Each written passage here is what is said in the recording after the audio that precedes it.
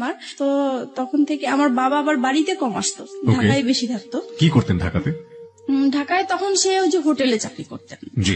তারপরে আমি হওয়ার পরে আমার বাবাকে খবর দিয়েছেন দেখার জন্য, তো আসছে উনি, আসার পরে আবার চলে গেছেন। তো বাবা বাড়িতে আসা যাওয়ার খুব গ্যাপ ছিল, তো এটা হয়তো বা আমার মার পছন্দের ছিল না। পরে এক সময় উনি আরেকটা সম্পর্কে জড়িয়ে যান।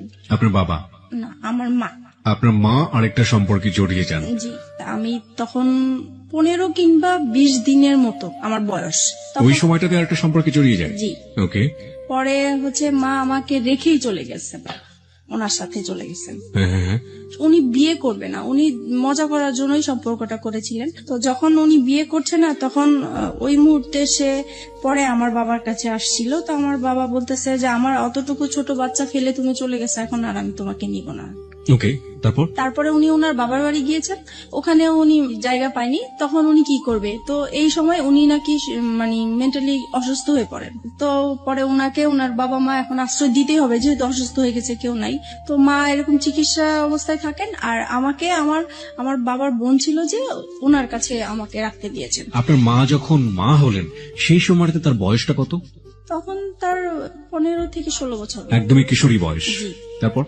তারপরে আমি আমার ফুপুর কাছেই বড় হয়েছি প্রায় 3 বছর পর্যন্ত। তারপরে আমার ফুপু প্রেগনেন্ট হয়ে যায় অবস্থা। তখন বাবা সেই মুহূর্তে কি করবে, পরে বাবা আমাকে ঢাকায় নিয়ে এলো। ঢাকায় নিয়ে যাওয়ার পরে ছোট্ট একটা বাচ্চা, উনি কাজও করতেছেন, আবার ওখানেই আমাকে রাখার ব্যবস্থা করছেন। তো হচ্ছে না আসলে বিষয়টা। পরে বাবা যেখানে থাকতো সেখানে আরেকটা ইয়েকে পছন্দ হয়, মানে দ্বিতীয়বার ওনাকে বিয়ে করেন। তো এইভাবে বিয়ে দেওয়ার পরে ফার্স্ট ওয়াইফের সাথে কি ডিভোর্স হলো আপনার বাবার?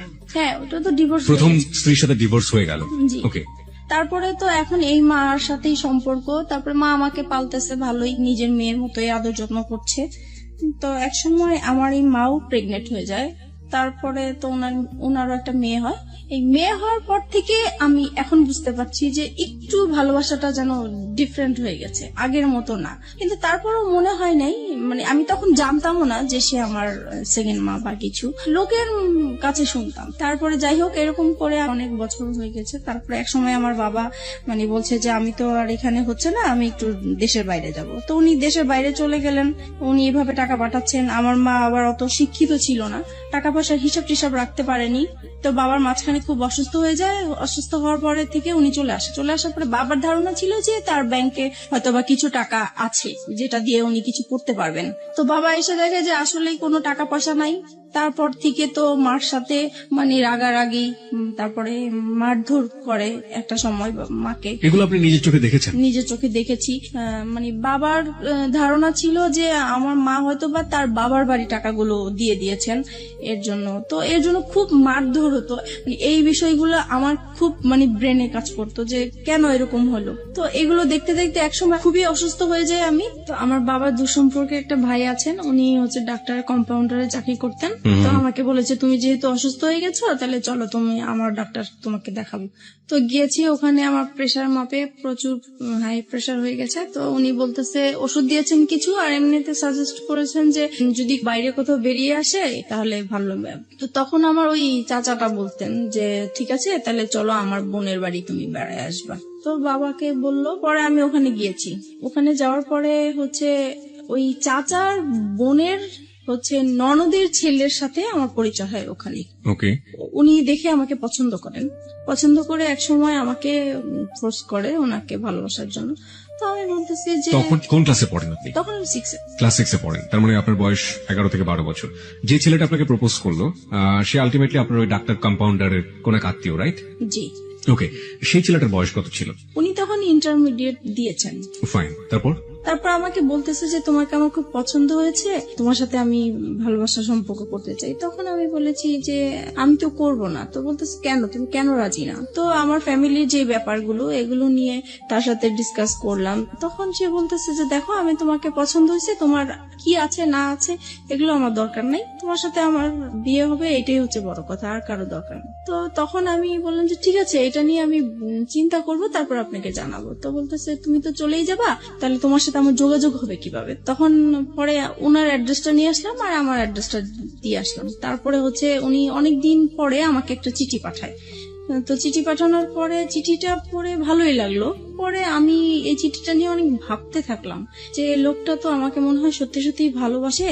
আর যেহেতু আমার এই বাসায় থাকতে ইচ্ছা করে না, বাবা মার ঝগড়াঝাটি, এখন যদি আমি কোথাও চলে যাই এই সংসার থেকে, তাহলে হয়তোবা আমার এই অশান্তিটা হবে না, আমি ভালো থাকবো। ওই কথা চিন্তা করে পরে আমি রাজি হয়ে গেলাম। পরে আমি একটা চিঠি পাঠালাম যে হ্যাঁ আমি রাজি আছি। তো এরকম করে আমাদের প্রায় প্রতি সপ্তাহে 2টার মতো চিঠি আসতো, এরকম দেওয়া নেওয়া হতো।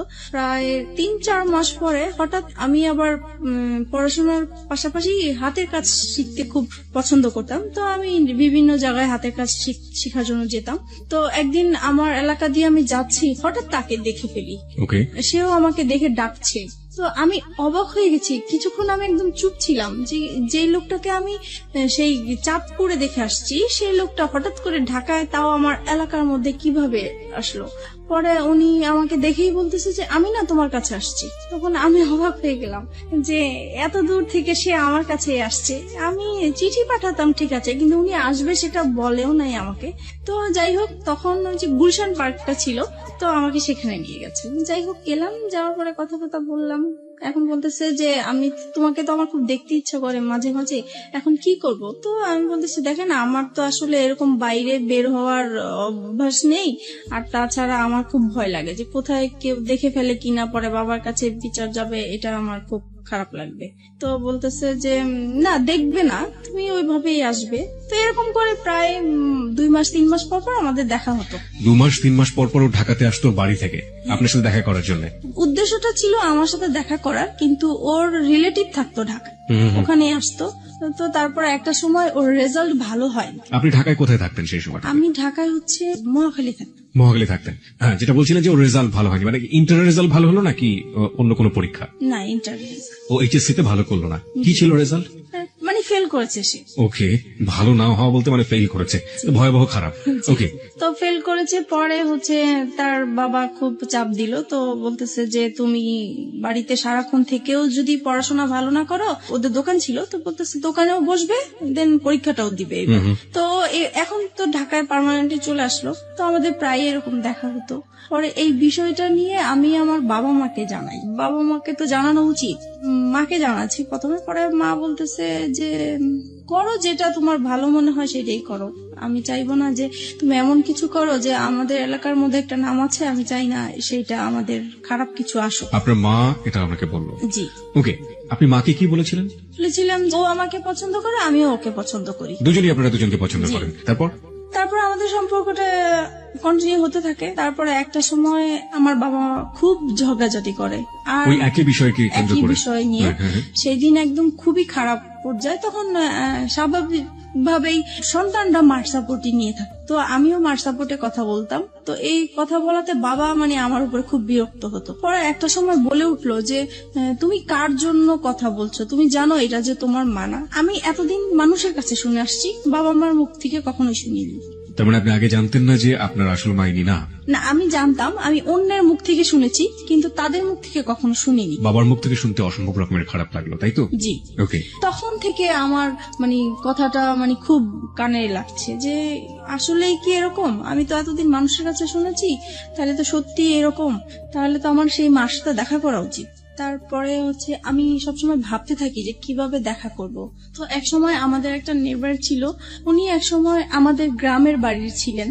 তো আমারও খুব উৎসাহ হলো যে তাহলে তো ওনার মাধ্যমে দেখা সম্ভব। তো বলছে যদি আপনি দেখা করাই দিতে পারেন আমার খুব ভালো হতো। তো বলছে তোমার মা তো সবসময় তোমার জন্য কান্নাকাটি করে, তাহলে আমি এবার বাড়ি যেয়ে বলবো তাকে। তারপরে উনি আপনার মার সম্পর্কে একটু জানি, ততদিনে কি বিয়ে হয়েছে আপনার মার? যখন অসুস্থ হয়ে যায় তখন তার ভাইরা ওই লোকটাকে ধরে তারপরে মানে তার সাথে জোর করে বিয়ে দিয়ে দেয়। বিয়ে করে দেয়। তারপরে ওই সম্পর্কে আছেন উনি, এখন এক্সিস্টিং ওই সম্পর্কে আছেন? জি। ওকে, ফাইন। তারপর আপনি মার সঙ্গে দেখা করলেন, তারপর কি হলো? তারপরে আমার মা আসলেন, আসার পরে দেখা করলাম। দেখা করার পর উনি প্রথমে দেখে কান্নাকাটি করলো, যেটা স্বাভাবিক।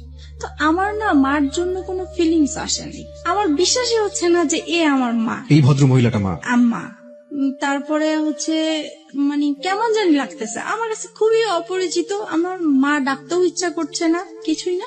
তারপরে উনি আমাকে লাস্টে বললো, শুধু এটাই বললো যে তোমাকে আমি আমার ইচ্ছে করে ফেলে আসি নাই, আমার কিছু সমস্যা ছিল, এই কারণে ফেলে এসেছি। আমি তাকে কোশ্চেন করেছিলাম, আপনার মাকে আপনি কোশ্চেন করলেন প্রথম দেখাতে, তুমি আমাকে কেন ফেলে এসেছিলে? কেন ফেলে? তখন আপনার মা এই উত্তরটা দিয়েছে। হ্যাঁ, তখন বলেছে আমি বাধ্য হয়েছিলাম। যে যাই হোক, উনি ওনার মতো বললো, কিন্তু তারপরও আমার মার জন্য আমার কোনো ফিলিংস কাজ করলো না। তারপরে উনি লাস্ট যে কথাটা বলেছেন যে তুমি একবার শুধু আমাকে মা ডাকো। তা আমি অনেক চেষ্টা করেছি কিন্তু পারিনি, ডাকার জন্য পারিনি, কারণ আমি তো তাকে কখনো দেখিই নেই। কিভাবে তাকে মা ডাকবো? হুট করে তো আর মা ডাকা যায় না। তারপরে হোক ডাকিনি, তো আমি বলছি যে আপনার সাথে যদি আমার যোগাযোগ থাকে তাহলে আমি একসময় হয়তো বা আমার মুখ থেকে শুনতে পাবেন, কিন্তু এখন আমি বলতে পারবো না। তারপরে আমি বাসায় চলে আসি। বাসায় আসার পরে আমি ওই যার মাধ্যমে আমার মাকে পরিচয় হয়েছে, তো উনাকে বলে দিছি যে আমি যে আমার এই মার সাথে দেখা করেছি এটা আমার এই মার কাছে বলবেন না, ইভেন কি আমার বাবার সাথেও বলবেন না। তো উনি বলছে ঠিক আছে, তুমি জানাতে না চাইলে বলবো না। তো আমিও জানাই না এই বিষয়টা, এইভাবেই আছে। তো আর কখনোই মনে হয় নাই যে আমার মার সাথে আমি দ্বিতীয়বার দেখা করি বা কথা বলি, এরকম কখনোই আমার ফিলিংস আসেনি। তারপরে একটা সময় বাবার এরকম আরো বেশি জ্বালাচ্ছে, অশান্তি করছে। তারপরে চিন্তা করলাম যে বিয়ে করে ফেলি, তাহলে চলে গেলে আর বাবা মার এই ঝগড়াঝাটি দেখতে হবে না। তখন আপনার বয়স কত? তখন 14-15 হবে। ওই ছেলেটার সাথে এই চিন্তা ভাবনা করছেন জি, এবং পরিবার থেকে এই ধরনের অশান্তি থেকে বের হয়ে যাওয়ার বের জন্য হওয়ার জন্য। এই ধরনের প্ল্যান। জি। ওই ছেলেটাকে কি মনে প্রাণে তখন ওই ছেলেটার প্রতি এক ধরনের এফেক্টেড হয়ে যাওয়া, একদম অদ্ভুত রকমের ভালো লাগা, ওকে দেখলে না দেখলে ভালো লাগে না, একেবারে মজে আছেন ওর প্রেমে, এরকম একটা ব্যাপার কি ছিল? এরকম কিছু ছিল, কিন্তু আমার বেশি কাজ করতে হলো যে এখান থেকে আমাকে বের হতে হবে, ওকে, সেটা যে কোনো ভাবেই হোক না কেন। যে কোনো ভাবেই হোক। কেন বেরোতে হবে? কারণ এখানে যে মা বাবা ঝগড়াঝাটি করছে, এগুলো আমি যত দেখছি ততই আমি অসুস্থ হয়ে পড়ছি। যে আপনি চেষ্টা করছিলেন যে কোনো ভাবেই হোক না কেন আপনার এই পরিবার, যে পরিবারে আপনি বড় হয়েছেন, সেই পরিবার থেকে যে কোনো ভাবে বের হয়ে যাওয়া। তারপরে আমি ওকে বললাম বিয়ের কথা। তো সে বলল যে এখন বিয়ে করব, এখন তো আমি নিজের পায়ে এখনো দাঁড়াতেই পারিনি। তো আমি বলছি যে দেখো, এখন আমাকে এখান থেকে বের হতেই হবে। তো সে বলল যে ঠিক আছে, আমি আমার বাবা মাকে বিষয়টা জানাই। তো সে তার বাবা মাকে জানিয়েছে। তো ওনারা প্রথমে রাজি হয়নি, পরে ও একটু রাগারাগি করলো ফ্যামিলিতে। তখন ওর বাবা এক সময় মেনে নিল যে ঠিক আছে, তুমি যেটা বলছো সেটা, তবে আমরা যাব, কথা বলবো ওদের সাথে। তারপরে ততদিনে ও তো ওর বাবার দোকানে বসে কাজ করছে এবং পাশাপাশি পড়াশোনা করছে, ইন্টারমিডিয়েট ফেল করেছে সব গৌরবে, তাই তো? ওকে। তখন তারপরে আমি বললাম যে না, আমি এটা ফ্যামিলিগত ভাবে করতে চাচ্ছি না। তখন বলছে কেন?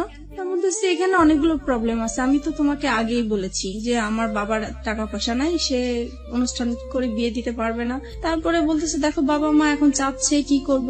পরে আমি বলতেছি দেখো, এখন যদি আমাকে তুমি ভালোবেসে থাকো, বিয়ে যদি করতে হয় একা করতে হবে, কারণ আমি আমার বাবার অবস্থা জানি, আমি নতুন করে অশান্তি দিতে পারবো না। তখন সে রাজি হয়ে গেল বিষয়। তো আমরা একদিন ঘুরতে গিয়েছিলাম, ওখান থেকে হঠাৎ করে সে আমাকে কাজে অফিসে নিয়ে যায়। আমিও জানতাম না যে আজকে আমার বিয়ে হবে। তারপরে বিয়ে করে ফেলি। তখন আমার 18 বছর হয়নি, কিন্তু ওখানে 18 বছর দেওয়া হয়েছে। 3 লাখ টাকা কাবিননামা হয়।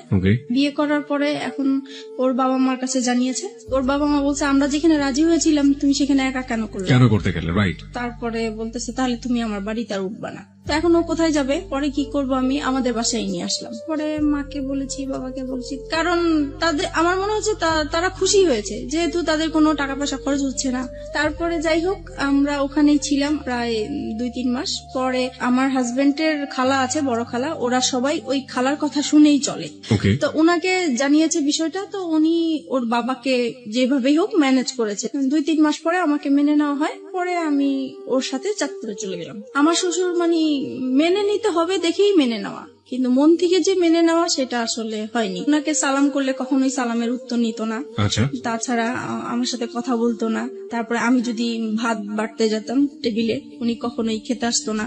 আর সারাক্ষণ ওনার ছেলেকে বকা, এমনকি আমার সামনে মারতেও গিয়েছে যে কেন তুমি এরকম মেয়ে বিয়ে করলা। বড় ছেলে নিয়ে সবারই একটা আশা ছিল। তারপর হয়েছে যেটা এখন, শাশুড়ি কেমন ব্যবহার করতো, বাকি মেম্বার যারা ছিল তারা কেমন ব্যবহার করতো? মোটামুটি ভালোই ছিল, কিন্তু শাশুড়ি, ননদ এরা সবসময় আমাকে ভুল ধরার চেষ্টা করতো। তাদের মন পাওয়ার জন্য আমি সবকিছু কাজ করেছি, তারপরেও সব সময় ভুল ধরতেই থাকতো। এক সময় হয়েছে কি, বড় ধরনের একটা ঝগড়া হয়েছে। সেটা হচ্ছে আমার শ্বশুর শাশুড়িরা ওনারা চিটাগাং গিয়েছে বেড়ানোর জন্য। যেহেতু ঢাকায় বড় হয়েছি, পুকুর দেখে আমার খুব ইচ্ছা হয়েছে যে আমি একটু পুকুরে গোসল করবো। ওকে। ওনাদের বাড়ির কেউ আবার পুকুরে গোসল করেন, ওনারা খুব পর্দাশীল মানুষ। ছেলের বউ কেন পুকুরে গোসল করবে? কিন্তু পুকুরটা চারপাশে ঢাকা ছিল। ওকে। তারপরেও মানে পুকুরটা পর্দাসীন পুকুর। জি, তারপরে ওখানে আমি গোসল করেছি। আমার দেবরটা হচ্ছে কি, মানে আমার সাথে এরকম আচরণ করতে মনে হয় যে আমার ভাসুর, সে আমাকে পরিচালনা করবে। তো এটা আমার পছন্দ হতো না। তো সে এসে আমাকে বলতেছে, কি ব্যাপার, আপনি কেন পুকুরে গোসল করলেন, এই সেই, আপনি জানেন না পুকুরে গোসল করে আমাদের পছন্দ না? তো বলছে আমার একটু ভাল লাগছে, আর বাড়িতে তো কেউ ছিল না। এই নিয়ে সে আমার বাবা মা তুলে গালাগালি শুরু করছে। আপনার হাজবেন্ড কি করছিল তখন? ও তো ঢাকায় থাকতো, আমি বাড়িতে থাকতাম। আচ্ছা। তারপরে হচ্ছে গালাগালি করতেছে আমার বাবা মাকে। তখন আমার খুব খারাপ লাগলো যে আমি অন্যায় করছি, আমার বাবা মাকে কেন গালিগালি করবা? তখন আমিও তার বাবা মাকে গালাগালি করি। পরে হচ্ছে সে ইমিডিয়েটলি সে আমার শ্বশুর শাশুড়িকে ফোন দিয়েছে। তারা মানে তখনই একদম চিটাগাং থেকে চলে আসছে, আমার বিচার হবে, আমার হাজবেন্ড কেউ খবর দিয়ে আনা হয়েছে। তারপরে সেই আসরে কি হলো, সেখানে বলছে যে আমাকে আমার শ্বশুর শাশুড়ির কাছে মাপ চাইতে হবে, বাদর। তা আমি বলছি ঠিক আছে, আমি যদি অন্যায় করে থাকি আমি মাপ চাইবো, কিন্তু সে যে আমার বাবা মাকে বকা দিচ্ছে, তাহলে আগে সে আমার বাবা মার কাছ থেকে পা ধরে মাপ চাই আসুক, তারপরে আমি যাবো। বলো হ্যাঁ, বউ হয়ে এত বড় কথা, এতগুলো মুরব্বী মানুষ আমরা বসে আছি, তারপরে আমার হাজবেন্ড এসে বলতেছে মাপ চাও মাপ চাও। আমি বলতেছি না, আমি তো চাইবো না, আগে আমার বাবা মার কাছে মাপ চাই আসুক, তারপরে আমি যাবো। পরে এই কথা বললাম কেন, সে সবার সামনে আমাকে অনেক মারধর করলো। এই সে প্রথম আমার গায়ে হাত তোলে। আমি বিয়ে কতদিন পরে? প্রায় 3-4 মাস পরে। ওকে। পরে সেদিন রাতে আমার প্রচুর রাগ উঠলো। তারপরে আমি করলাম হচ্ছে যে তাকে বললাম রাগের মাথায় যে কালকের মধ্যে যদি আমাকে ঢাকায় নিয়ে না যাও, তাহলে আমার এখানে লাশ দেখবো আমার। তো সে খুব ভয় পেয়ে গেছে। তখন তার বাবা মাকে বলে ঢাকায় নিয়ে আসলো আমার বাবার বাড়িতে। আমি বলছি আর যাবো না। পরে যাই হোক, আমার কথাটাই রইলো, আমি বাবা মার কাছে ছিলাম। এক সময় পরে বাবা আবারও সেই তো ঝগড়াঝাটি আছেই বাবার সংসারে। তখন একদিন আমি খুব রাগ হইলাম বাবার সাথে। তখন বাবা আমাকে বলেছে যে তুমি এখন অন্যের হয়ে গেছে, এখন আর আমাদের কেউ না, তুমি আমাদের সংসারে কিছু বলতে আসবা না। এই সে আরো কিছু বকা দিল আমাকে। পরে বলতেছে, বাবা বলতেছে তুমি কালকের মধ্যে আমার ঘর থেকে বের হয়ে যাবে, আমি কালকে যেন তোমাকে আর দেখতে না চাই। পরে মা বলতেছে যে তোর বাবা তো অনেক রেগে গেছে, তাই কাজ কর, আমি তোকে একটা আলাদা বাসা নিয়ে দেই, ও আসলে পরে ওকে বলবো আমি সবকিছু। তখন আমি আমার মার কাছাকাছি একটা বাসা নিলাম। পরে ও বাড়ি থেকে আসছে হঠাৎ করে, তো মার বাসায় আসছে। এখন দেখতেছে আমি নাই, তো মাকে জিজ্ঞেস করলো কি ব্যাপার, ও কোথায়? তো বলতেছে ও তো আলাদা বাসা নিয়েছে। তখন তো সে খেপে গেল, হ্যাঁ কেন সে বাসা নিবে? সে তো আমাকে বলেছিল যে তার বাবার বাড়ি অন্তত 2 থেকে 3 বছর থাকবে, তারপরে সে আলাদা কিছু করবে। এখনই সে করলো, আমার তো কিভাবে কি করব আমি? তারপর থেকে মানে আমাদের এতদিন পর্যন্ত মানে ভালোই ছিল, আমাদের সংসার জীবন বলেন, ভালোবাসা সম্পর্ক বলেন, সবকিছুই ভালো ছিল। যে আলাদা বাসা নিলাম, এখন ওর ইনকাম করতে হবে, বাবা মা চাপ দিচ্ছে যে নিজে নিজে বিয়ে করেছো, তারপরে বউকে আবার বাবার বাড়ি রেখে আসছো, তো এটা তো ঠিক হয়নি। তোমার শ্বশুর বাড়ি থেকে কিছু না পাই, অন্তত বউ সেবাটা তো আমাদের পাওয়া উচিত, তুমি কেন আমাদের বউ সেবা থেকে বঞ্চিত রাখছো? এই তো তার মাথায় একটা প্রেশার আছে। তারপরে এভাবে আমাদের প্রায় 2টা বছর কেটে যায়। বাসার খরচটা কিভাবে আসতো? পরে ও ওর বাবার দোকান থেকে নিয়ে আসতো টাকা পয়সা, প্রতি মাসে মাসে টাকা পয়সাগুলো নিয়ে আসতো? জি। ওকে। এবং এটার জন্য পারিবারিক ভাবে ওকে বিভিন্ন রকমের হ্যাসেল পোহাতে জি হতো? জি। তারপরে আমার বেবি পেটে আসে। তো একটা সময় বুঝতে পারলাম যে আমার বেবি হওয়ার পর থেকে আমার হাজবেন্ডের অ্যাটিটিউড একটু আলাদা হয়ে যাচ্ছে, কি রকম যেন হয়ে যাচ্ছে, খিটখিটে মেজাজ হয়ে যাচ্ছে। তার সব কাজ নিখুঁত হতে হবে এরকম। কি রকম রান্না করলাম, রান্না ভালো হলো না, এটাতে লবণ বেশি হলো, হলুদ বেশি হলো, ভাত কেন নরম হলো, এইরকম মানে সামান্য বিষয় নিয়ে মানে ঝগড়াঝাটি হতো আমাদের। মেয়েকে কেন টাইম মতো খাওয়ালাম না। তারপরে একটা সময় যখন এগুলো নিয়ে বাড়তে থাকলো, তখন তার আবেগের কথাগুলো আসলো, হ্যাঁ তোমাকে বিয়ে করে আমি কিছুই পাই নাই, আমি অনেক কিছু পেতাম, তোমার যেটা আরো সুন্দর মেয়ে বিয়ে করতে পারতাম, আরো ভালো ফ্যামিলির মেয়ে বিয়ে করতে পারতাম। মানে এইভাবে সে আজে বাজে কথা বলতেই থাকে। বলতেছে আজ পর্যন্ত তো আমার বাবা মাকে তোমরা কোনোদিন ইনভাইট করতে পারো নাই। তখন আমি বলতাম যে এগুলো তো আমি আগে থেকেই তোমাকে বলে ক্লিয়ার করছি। বলেছে তখন তো আমি অন্ধ ছিলাম, আমি এসব বুঝতে পারি নাই, আমার মনে হচ্ছে তুমি আমাকে ব্ল্যাক ম্যাজিক করেছো হয়তোবা ওই সময়টাতে। জি। ওকে। এরকম কিছু করে আমাকে ফাঁদে ফেলানোর চেষ্টা করেছো, যেহেতু দেখেছো তোমাকে কেউ নিবে না। এভাবেই কাটতে থাকলো সময়। আর সে তখন তো কোনো কাজ করতো না, সারাক্ষণ বাসায় থাকতো। এই জিনিসটা আমার কাছে খুব খারাপ লাগতো যে মানুষের হাজবেন্ডরা কাজ করে, এক সময় বাইরে আসে, বাইরে থেকে বাসায় আসে, আলাদা একটা ফিলিংস কাজ করে। তখন অবশ্য আমি আমার যখন বেবি হবে তখন থেকেই তো আমি বাবা মার কাছেই আছি। পরে এক সময় এইটা নিয়ে বাবা মা আমার উপরে রাগ করে যে তুমি এতদিন আমাদের ঝগড়া দেখে তোমরা এরকম করছো, এখন তোমরাও ঝগড়া করতেছো। তখন কি করবো আর, পরে একদিন বাবা প্রচুর ঝগড়া করে মার সাথে। তখন আমি বলতেছি কি যে তুমি এরকম ঝগড়া করো না, তোমার জামাই পাশের রুমে থাকে, খারাপ বলে ঝগড়া করো না, যদি ঝগড়া করতে হয় তাহলে এই বাড়িতে আর আসবে না, তুমি অন্য কোথাও চলে যাও। তো বাবার মাইন্ডে খুব লাগছে যে মেয়ে হয়ে আমাকে এই কথাটা বললো। পরে বাবা আমাদেরকে ছেড়ে চলে গেছে, তো ও আলাদা বাসা নিবে এখন। পরে বলছে আলাদা বাসা নিবা তো তুমি কি করবা, তুমি কোত্থেকে কি চালাবা? তখন বলতেছে যে আমি একটা দোকানপাট নিব, এখন বাবার থেকে আলাদা হয়ে আসছি, দোকানপাট নিব। তো ঠিক আছে চলো। পরে এই আমরা আমার মেয়ে হওয়ার পরে আলাদা বাসা নিই। সংসারে অশান্তির উপরে অশান্তি। তারপরে আমার শ্বশুর শাশুড়ি বলে যে তুমি এখনো সময় আছে, ওকে ছেড়ে দাও, এখনো তোমাকে আমরা ভালো জায়গায় বিয়ে দিতে পারবো, এই সেই এগুলো আছে। আর তাছাড়া ও সবসময় কি অন্য মেয়েদের প্রতি একটা আকর্ষিত থাকতো, যে কোনো সুন্দর মেয়ে থাকলে বলতো, আমার সামনেই বলতো যে ওর সাথে যদি আমায় একদিন করতে পারতাম আমার সার্থক হতো। পরে ঝগড়া হলে মাঝে মাঝে বলতো যে আমাকে অনেকেই বিয়ের প্রস্তাব দিয়েছে, প্রেমের প্রস্তাব দিয়েছে, আমি তাদেরকে বিয়ে করিনি, আমি অনেক বড় ভুল করেছি, এই সে এগুলো বলতো। এগুলো আমার খুব খারাপ লাগতো, এগুলো নিয়ে আমাদের সংসারে খুব অশান্তি হতো। বিশেষ করে ও বাসায় থাকতো, এই জিনিসটা আমি একদমই পছন্দ করতাম না, ও কোনো কিছু করতো না। পরে এক সময় কি হয়, নতুন একটা মার্কেটে দোকান নিয়েছে, ওইটা মার্কেটটা ভালো করে স্টার্ট হয় নাই, তাই দোকানও ভালো চলে না, তো দোকানটা ছেড়ে দিল শেষ পর্যন্ত। তারপরে যেটা হয়েছে, এক এক করে ও যেটাই হাত দেয় সেটাই লস হয়। এইভাবে ওর বাইরের যেই অশান্তি হলে সেটা ঘরের মধ্যে নিয়ে আসবে। তারপরে সে শেয়ার বাজারে ঢুকলো। তারপরে শেয়ার বাজারও তো খুব অবস্থা খারাপ ছিল, সেটা নিয়ে বাসায় খুব ঝগড়াঝাটি হতো, তার মন খারাপ হতো। যদি বাসায় কিছু লাগতো বলতাম, তখনই সে খেপে যেত। তারপরে বলতো যে তোকে বিয়ে করে আমার ভাগ্যটা খারাপ হয়ে গেছে, আগে তো এরকম খারাপ ছিল না।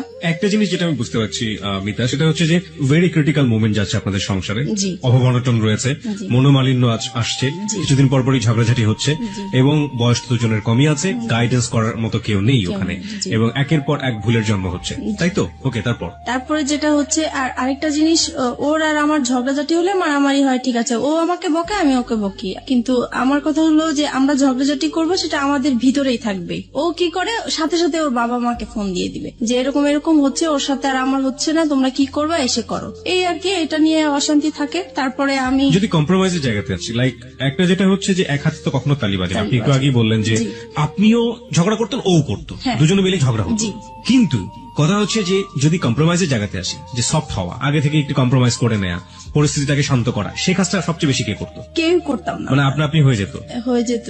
আমি কথা না বলার চেষ্টাই করতাম, কিন্তু ও এসে আমার রাগ ভাঙাতো। তার মানে ওই আপনাকে রাগ ভাঙানোর চেষ্টা করতো। এটা নিঃসন্দেহে তার একটা ভালো গুণ।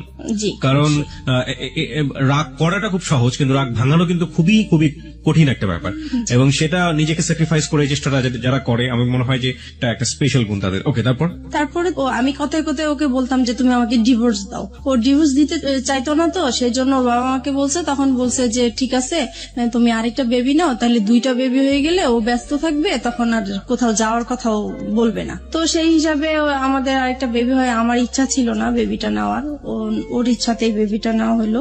ওর মামার বাসা পাশে ছিল, ওর মামার বাসাতে আমরা আমার হসপিটাল থেকে এসে সরাসরি মামার বাসায় গেলাম। আমার বোন তখন এসএসসি পরীক্ষা দিচ্ছে, মাঝখানে ওর কিছু গ্যাপ ছিল, তো সেই গ্যাপের মাঝে আমার কাছে আসছে। আবার অনেক গেস্টও আসছে, জায়গা ছিল না। তো আমার হাজবেন্ড বলতেছে কি যে এখানে তো জায়গা নেই, ওকে নিয়ে আমি আমাদের বাসায় চলে যাব। কথা ছিল খাওয়া দাওয়া করে সবাইকে নিয়ে যাবে, কিন্তু সে আমার বোনকে খাইয়ে টাইয়ে নিয়ে আগেই চলে গেছে। তারপর যাই হোক এরকম গিয়েছে, হঠাৎ করে সে আর কি মানে আমার বোনের সাথে সে একটা অনৈতিক কাজ করতে গিয়েছিল, সেটা আমি বুঝতে পারি নাই, আমি 3 মাস পর জানতে পেরেছি। আপনি 3 মাস পরে এটা জানতে পারেন? কিভাবে জানতে পারেন? আমি ও আসতো না তো, গ্যাপ ছিল, তখন আমি জিজ্ঞেস করছি কি ব্যাপার, ও আমার বাসায় আসে না কেন, আমি তো এরকম কিছু করি না যে ও আসা বন্ধ করে দিবে। তখন মা বলতেছে যে ও আর যাবে না তোমাদের বাসায়। তখন আমি বললাম যে কেন যাবে না, তখন সে কথাই বললো আর কি। তার মানে আপনার বোন গিয়ে আপনার মাকে বলেছিল, এবং পরবর্তী পরবর্তীতে আপনার মা আপনি জিজ্ঞেস করার প্রেক্ষাপটে আপনাকে এটা বলেছিল। এই যে ঘটনাটা যখন আপনার হাজবেন্ড এরকম কাজ করলো, তখন আপনাদের সাথে মানসিক যে সম্পর্ক হাজবেন্ড ওয়াইফের মধ্যে, সেই সম্পর্ক কি অবস্থায় ছিল? তখন তো খারাপ ছিল, খুব খারাপ অবস্থায় ছিল। জি। ওকে, তারপরে এটা জানার পরে আমি ওকে প্রশ্ন করলাম যে তুমি এরকম কিছু করেছো কিনা, তো সে বলতেছে যে না, আমি এরকম কিছুই করি নাই। তারপরে সে উল্টা আমাদেরকে বলতেছে যে তোমার মা তোমার বোনের নামে আমি মানহানি মামলা করব, কেন তোমরা আমার নামে এরকম কিছু করেছো। তখন আমি মানে অবাক হয়ে গেলাম যে সে অন্যায়টা করলো, তারপরও স্বীকার করতেছে না। আর আমার মা বোন কখনোই মিথ্যা বলবে না, আর নিজের মান সম্মান নিয়ে তো কখনোই মিথ্যা বলার প্রশ্নই আসে না। তারপর এক সময় আমি আত্মহত্যা করার চেষ্টা করলাম, মানে বাসা থেকে বের হয়ে যাচ্ছি, রাগ হয়ে যে তার সাথে আমি আর থাকবো না, সে এরকম একটা কাজ করতে পারলো। তারপরে আমি যখন বাসা থেকে বের হয়ে যাচ্ছিলাম, তখন সে আমার হাতে পায়ে ধরে মাপ চাইলো, বলতেছে সরি, আমার ভুল হয়ে গেছে, আমি আর এরকম কিছু করব না, কিন্তু তুমি কাউকে বলো না, আমার আত্মীয় স্বজন কাউকেই বলবা না তুমি। তারপরে যাই হোক, আমি আবারও সংসার এইভাবেই করতে থাকলাম। তো কিন্তু আমি যতই মানে চেষ্টা করতেছি সংসার করার জন্য, যতই অশান্তি হোক না কেন, কিন্তু সে একের পর এক ঝগড়াঝাটি অশান্তি আছে। আমার পরে লাস্টের দিক দিয়ে আর ভাল লাগলো না, প্রচুর মারামারি হতো আমাদের। আপনিও মারতেন? আমিও মারতাম, দুজন মিলে মারামারি করতেন? জি। ওকে। তারপরে এরকম অশান্তি ভাল লাগতো না, মন সবসময় খারাপ থাকতো। তাছাড়া মানে আর আমার ও খুব বেশি যন্ত্রণা করতো, আমি নাকি বেশি ঘুমাই, আমি খুব অলস, ঘরে কাজ করতে চাই না, ঘুমালে উঠতে চাই না। তারপরে টিভি দেখি আমি খুব বেশি, আমার খুব বাজে অভ্যাস, আমার জন্য আমার সন্তানরাও নষ্ট হয়ে যাচ্ছে, এগুলো নিয়ে খুব। আপনারা যে মারামারি করতেন আপনাদের ছেলেমেয়েদের সামনেই মারামারি করতেন? হ্যাঁ, সামনেই করতাম। ওরা খুব ভয় পেত, কান্নাকাটি করতো, কিন্তু কিছু করার ছিল না, হয়ে যেত। ফিরে যাচ্ছি মিতার কাছে। মিতা, তারপর কি হলো? পরে এক সময় রোজার ঈদ সামনে আসলো, ঈদের শপিং করা নিয়ে আবার আমাদের খুব ঝগড়া হলো, মাঝখানে মারামারি এইরকমই। আর সে সব সময় ঈদের সময় সে বাড়িতে যায় ঈদ করে, আর আমি বাচ্চাদেরকে নিয়ে ঢাকায় ঈদ করি। আমি বাড়িতে যেতে চাই না, বাচ্চারাও বাড়িতে যেতে চায় না, তাই আমাদের আর যাওয়া হয় না। কিন্তু সে তার বাবা মার সাথে ঈদ করবে, সেজন্য প্রত্যেকটা ঈদই সে তার বাবা মার সাথেই করে। আমরা বেশি দামি দামি জিনিস চাই, আগে কম দামি জিনিস পরেছি, এখন কেন উপরের দিকে নজর আমার, এইভাবে ঝগড়াঝাটি হয়। তারপর সে বাড়িতে চলে যায়। অশান্তির জন্য আমি ভাল লাগতো না দেখে তাই একটু হাতের কাজ করা শুরু করেছিলাম। তো হাতের কাজের বিজ্ঞপ্তি দিয়েছিলাম, বিজ্ঞপ্তির জন্য আমার মোবাইল নাম্বারটা শো করা হয়েছিল একটা কাগজে, লিফলেট। জি। তারপরে ওগুলা শেখানোর জন্য নাম্বার দিয়েছিলাম। তো আমি ভাবছি ওখান থেকে হয়তোবা ফোন টোন এসছে, তো রিসিভ করেছি। একটা লোক আর কি এরকম দুষ্টামি করতেছে, কথা বলতেছে। তো আমি বলছি আপনি কিসের জন্য ফোন করেছেন? বলতেছে এমনি আমার ভালো লেগেছে তাই ফোন করছি। তো আমি পরে ফোনটা রেখে দিছি, আমি আর কথা বলি নাই। তো উনি প্রায় এরকম 2-3 দিন ফোন দিত। তারপরে এক সময় বলতেছে যে আসলে আমি আপনার সাথে ফ্রেন্ডশিপ করতে চাই। সেই সময় কি আমার তো মন মেজাজ খারাপ ছিল, ভালো লাগতো না। তখন কেন জানি হঠাৎ করে মনে হয়েছে যে সে শুধু ফ্রেন্ডশিপ করতে চায়, কথাই বলতে চায়, তাই কথা বললে সমস্যা কি। সপ্তাহখানিক কথা বলেছি। পরে একদিন সে আমাকে বলতেছে কি যে আপনাকে আমি দেখতে চাই একটু। যাই হোক, আমরা রাজি হয়েছি দেখা করার জন্য। দেখা করতে গিয়েছে আমার বাসায়। এক সপ্তাহের মধ্যে আপনি রাজি হয়ে গেলেন? জি। তারপরে দেখা করলাম। পরে সে আমাকে মানে একটা কথা বললো যে আচ্ছা আমরা তো ফ্রেন্ডশিপ আছি, আমরা কি ফ্রেন্ডশিপের বাইরে অন্য কিছু করতে পারি? তো আমি বলছি কিরকম? বলতেছে যা হয় আর কি। তো আমি বুঝতে পারছি উনি খারাপ কিছু ইঙ্গিত দিয়েছে আমাকে। তো আমি বলছি না, এটা আমার পক্ষে সম্ভব না। তারপর এই বলে আমি পরে ওখান থেকে তার সাথে আমার সম্পর্ক শেষ হয়ে গিয়েছে। Fine, let me no one thing, আপনার সম্পর্কে উনি কতটুকু জানতেন? আপনার যে দুটো সন্তান হ্যাঁ, আছে। আমি সবই বলেছি। আমাদের কথা এগুলোই হতো, আমার সংসারে কি হয়েছে না হয়েছে, আমার কিভাবে বিয়ে হয়েছে। আপনি সবকিছুই এক সপ্তাহের মধ্যে তাকে শেয়ার করে দিয়েছেন? জি। মানে আমার তো কখনোই ফ্রেন্ড ছিল না, তাই প্রথম তাকে পেয়েছি, ফ্রেন্ডশিপ যেহেতু করে ফেলেছি, সেজন্য আমি আমার কথাগুলো বলেছি, মানে একটু হালকা হওয়ার জন্য বলতে চেয়েছিলাম। Okay fine. এবং এটা জানার পরে সে আপনাকে ফার্স্ট দেখা হতে সে আপনাকে ধরনের একটা অফার করলো? জি। তারপরে আমার কাছে খুব খারাপ লাগলো বিষয়টা, যে আমি তাকে তো সবকিছু আমি তাকে বলেছি, সে কেন আমাকে এই ধরনের প্রস্তাব দিবে। পরে আমি আর তার সাথে কথা বলি নাই। পরে সে ফোন দিত আমাকে, প্রায় আমি রিসিভ করতাম না। পরে অনেক ডিস্টার্ব করতো দেখে পরে একদিন রিসিভ করে বলতেছে আপনি আমাকে আর ফোন দিবেন না, আপনার সাথে আমি আর কথা বলতে চাই না। তো যাই হোক, এখানেই স্টপ হয়ে গেল। এটা তার খুব মাইন্ডে লাগলো যে আমি তাকে এইভাবে ইগনোর করলাম। তারপরে সে আমার নাম্বারটাই তার ফ্রেন্ডকে দিল, আমি এটা জানতাম না যে তার ফ্রেন্ড। প্রায় 1-2 মাস পরে আমাকে আবার একটা রং নাম্বার থেকে ফোন আসছে। তো এবার ভাবছি যে আর কোনো ফোন ধরবো না, কারণ রং নাম্বারে আসলে সবাই ভালো থাকে না। পরে ওই নাম্বারটা থেকে প্রায় ফোন টোন আসে, তারপরে এত ফোন আসে নিশ্চয়ই আমার কোনো কাস্টমার হতে পারে বা কিছু, ধরি। তো সেই একই রকম কথাবার্তা বলতেছে, ওনার পরিচয় দিল। তারপরে আমি কথা বলতে শুরু করলাম। পরে বলল যে আসলে আপনি কি চান, আমি ওনাকে জিজ্ঞেস করলাম। তো উনি বলতেছে আসলে আপনার সাথে আমি ফ্রেন্ডশিপ করতে চাই। আমি বলছি যে না, আমি কারোর সাথে ফ্রেন্ডশিপ করবো না, আপনি ভুল জায়গায় ফোন দিয়েছে। প্রায় 3 মাস পরে উনি আবার ফোন দিয়েছে। তো সেই সময় তো আর আমার নাম্বারটা মনে ছিল না, আমি বুঝতেও পারি নাই যে উনি ফোন দিয়েছেন। তারপরে উনি বলতেছে দেখেন আসলে আমি আপনার কাছে কিছুই চাই না, আমিও নিজে খুব মানসিক অবস্থা খুব খারাপ, তাই আমি চাই আপনার সাথে একটু ফ্রেন্ডশিপ করার জন্য। তো আমি আবারও আমার মনটা জানি কেমন হয়ে গেলাম। তো আমি ভাবলাম ঠিক আছে, দেখি, সবাই তো আর খারাপ হতে পারে না, কথা বলে দেখি। তো এইভাবে ওনার সাথে কথা বলতে বলতে প্রায় 1 সপ্তাহ হয়ে গেছে কথা বলছি। 1 সপ্তাহ পরে ও আবার বাড়ি থেকে চলে আসছে পরে আমি মোবাইলটা অফ করে রাখছি, যে জানি এখন যদি ফোন আসে আমি রিসিভ করলে সমস্যা হবে। তো আমি 2 দিন আমার ফোনটা অফ ছিল। পরে এক সময় ও কাজের জন্য বাইরে যায়, পরে আমি ফোনটা খুলি, খোলার পরে সেই ফোনটা আবার আসে। পরে আমাকে বলতেছে দেখেন আপনি 2 দিন ফোনটা অফ করে রেখেছেন, আমার আসলে খুবই খারাপ লাগতেছে, আমি আপনার প্রেমে পড়ে গেছি, মানে এরকম করে বলতেছে। তো আমার কাছে কেমন জানি বিষয়টা লাগলো। তো আমি আর কিছু বলি নাই, আমি ভাবছি কি হয়তো বা দুষ্টামি করে বলে, অনেকে তো দুষ্টামি করে বলে, সেই রকম হয়তো বা বলে। তারপরে যাই হোক, রাতে আবার ফোন দিয়েছে উনি, এখন তো আপনাকে আমার খুবই দেখতে ইচ্ছা করতেছে, আমার খুবই খারাপ লাগতেছে। তখন আমি বললাম যে দেখেন আমি তো দেখতে সুন্দর না, আর আমাকে দেখলেও আপনার পছন্দ হবে না, আপনি যেহেতু ভার্সিটিতে পড়েন, আপনি খুবই স্মার্ট, আমি আপনার পাশে একদম মানানসই হব না, রাস্তায় দেখলে মানুষ হাসবে, মানে আমি এরকম করে বলতেছি যেন সে মানে আমার দেখার ইচ্ছাটা না জাগে। ওনার নামটা কি ছিল? ওনার নাম রাসেল ছিল। Russell, okay fine. তারপরে হচ্ছে এখন বলতেছে দেখা করব। তো আমি ভাবলাম যে দেখা করব তো, আর আমার এই বিজনেসের কারণে আমার কাঁচামাল আনার জন্য মার্কেটে যেতে হয়। তো আমি বলতেছি যে ঠিক আছে, আমার তো শুক্রবারে শপিং এ যাব আমি, তখন হয়তোবা সেই ইয়েতে আপনি যদি মার্কেট আসেন তাহলে আমি ওখানেই দেখা করতে পারবো। তো উনি রাজি হয়ে গেল।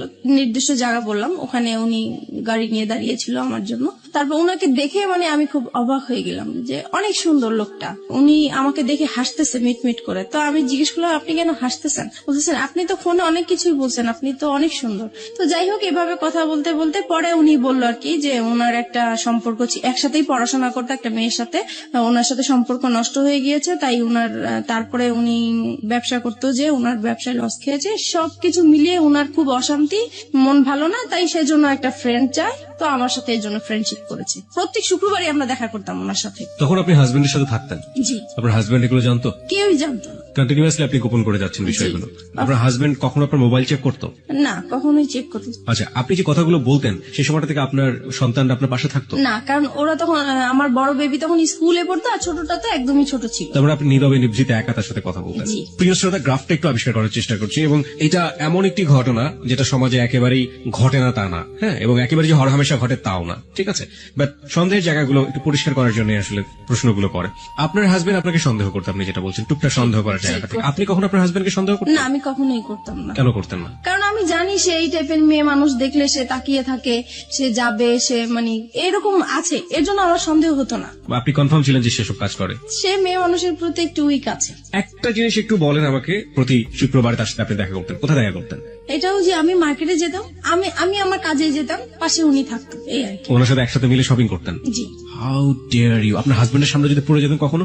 একবার এরকম হয়েছে, তো উনি খুব সন্দেহ করতো যে প্রায় শুক্রবারে কেন ও মার্কেটে যায়, আগে তো এত তাড়াতাড়ি মার্কেটে যেত না। আর একটা ঘটনা কি, মানে আমি মার্কেটে যাব এই সময় আমার বিজনেসটাও খুব ভালো চলছিল, সেই উসিলা দিয়ে আমি মার্কেটেও যেতে পারছি। তো এক শুক্রবারে সে আমাকে হঠাৎ করেই ফোন দিয়েছে, ফোন দিয়ে বলতেছে তুমি কোথায়? তো আমি বলতেছি আমি বলে আসছি, কিন্তু আমি মার্কেটে আসছি, কিন্তু মার্কেটে থাকাকালীনই সে আমাকে ফোন দিচ্ছে যে তুমি কোথায়? বলতেছি আমি তো মার্কেটে। বলতেছে মার্কেটে তো কোথায়, কোন মার্কেটে? কারণ নিউ মার্কেটে অনেকগুলো মার্কেট আছে। তো আমি পরে বলতেছি কেন, আমি এখানে। তো বলতেছে আমি তো আসছি। তো আমি তো পুরা ভয় পেয়ে গেছি যে কি ব্যাপার, সে কেন আসছে, আসলে সে সন্দেহ করেই আসছে।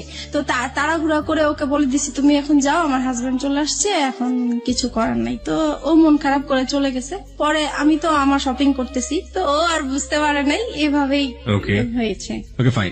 আমি একটু বলি, ওই সময়টা পর্যন্ত কতদিন যাবত রাসেলের সাথে আপনার সম্পর্ক? ওই সময়টা, ওই শুক্রবার পর্যন্ত? ওই শুক্রবার পর্যন্ত 1-1.5 মাস তো হবে। 1-1.5 মাস। মাস, জি এই 1-1.5 মাস আপনি কন্টিনিউয়াসলি আপনার হাজবেন্ডের কাছ থেকে এই জিনিসটা গোপন করে যাচ্ছেন। বাই হার্ট আপনি এটা মনে করেন ইললিগাল রিলেশনশিপ, রাইট? অবৈধ কিনা সেটা তো বুঝতে পারতাম না, শুধু এটা বুঝতাম যে এটা করাটা ঠিক হচ্ছে না। কিন্তু সেই মুহূর্তে আমার ভালো লাগতো, তার সাথে কথা বলতে ভালো লাগতো, তার সাথে দেখা করতে ভালো লাগতো। সেই ভালো লাগার কারণেই আমি তার সাথে কথা বলেছি, দেখা করেছি। এই ভালো লাগা প্রতিনিয়তই বাড়ছে। জি। আপনার কখনো মনে হতো না যে আপনি আপনার হাজবেন্ডের প্রতি অন্যায় করছেন ওই সময়টা? না, তখন আমার মনে হতো না, কারণ ও তো সংসারে সবসময় মানে ঝগড়াঝাটি করতো, ওর উপর থেকে আমার মন নষ্ট হয়ে গিয়েছে। এই মানুষটাকে তো আপনি ভালোবেসেছিলেন একটা সময়। ভালোবেসেছিলাম, ওই যে আমার বোনের যে কাজটা করেছিল সেখান থেকে ওর প্রতি আমার একটু অনীহা চলে কিন্তু সে আসছে। ঘটনা, আমি বলছি না যে এটা একটা অপরাধ না, অবশ্যই এটা একটা গূঢ় অপরাধ, কিন্তু সেটার জন্য সে আপনার কাছে ক্ষমা চেয়েছে। কিন্তু আমি ক্ষমা করে দেওয়া দরকার ছিল, সেজন্য ক্ষমা করছি, কিন্তু মন থেকে আসলে ক্ষমা করিনি।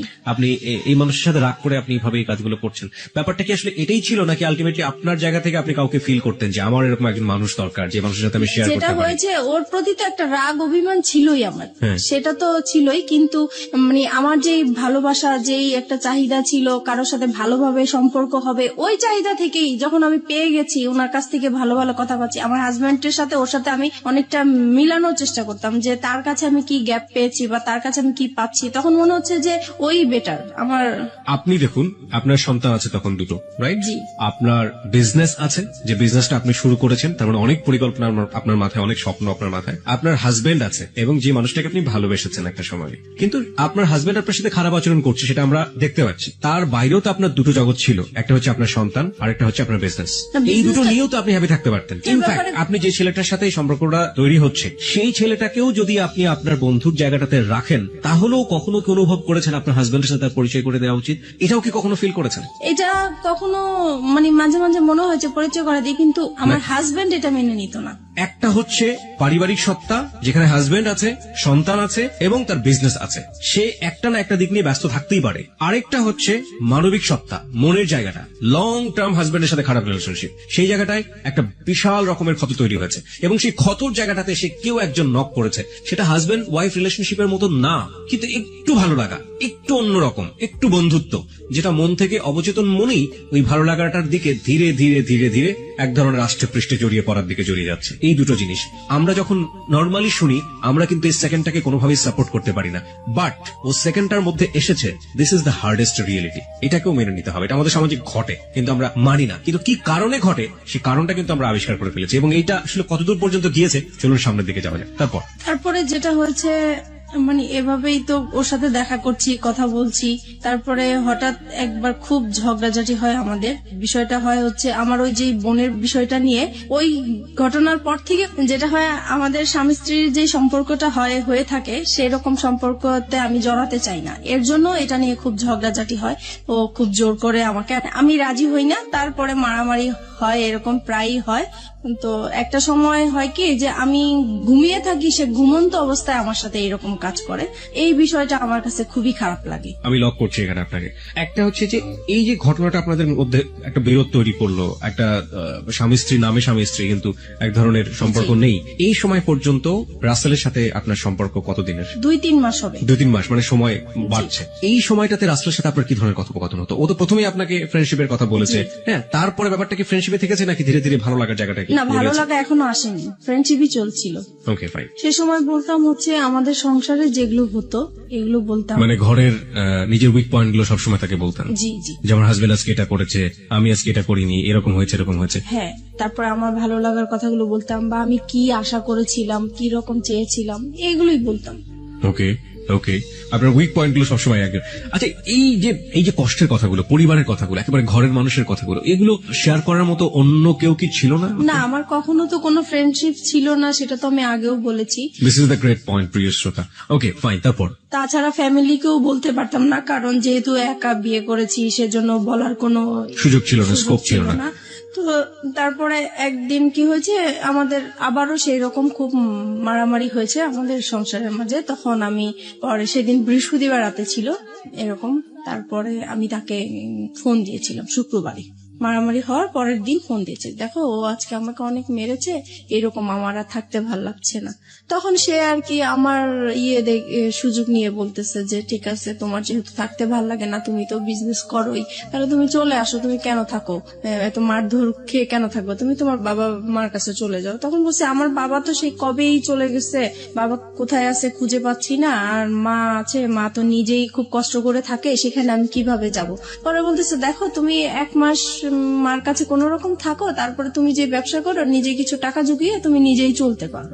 মানে আপনাকে সেপারেট করে দিতে যাচ্ছে আপনার হাজবেন্ডের কাছ থেকে? মানে আমার জন্যই বলছে সে, আমি যেহেতু কান্নাকাটি করি তার কাছে, আমার কথা চিন্তা করে সে এই কথা বললো। ওকে। তারপরে আর আমি তো সবসময় এমনিতেও বলি যে ডিভোর্স তাকে দিব বা সে আমাকে দিবে, কিন্তু সে তো রাজি হচ্ছে না ডিভোর্স দেওয়ার জন্য। আমার হাজবেন্ড তো ডিভোর্স দিতে চায় না, আমাকে মারধর করবে, বকাবাদ্য করবে, আবার আমাকে বলবে যে আমার সাথে তার জীবনটা জড়িয়ে নষ্টই হয়ে গেল, কিন্তু সে ডিভোর্স দিবে না।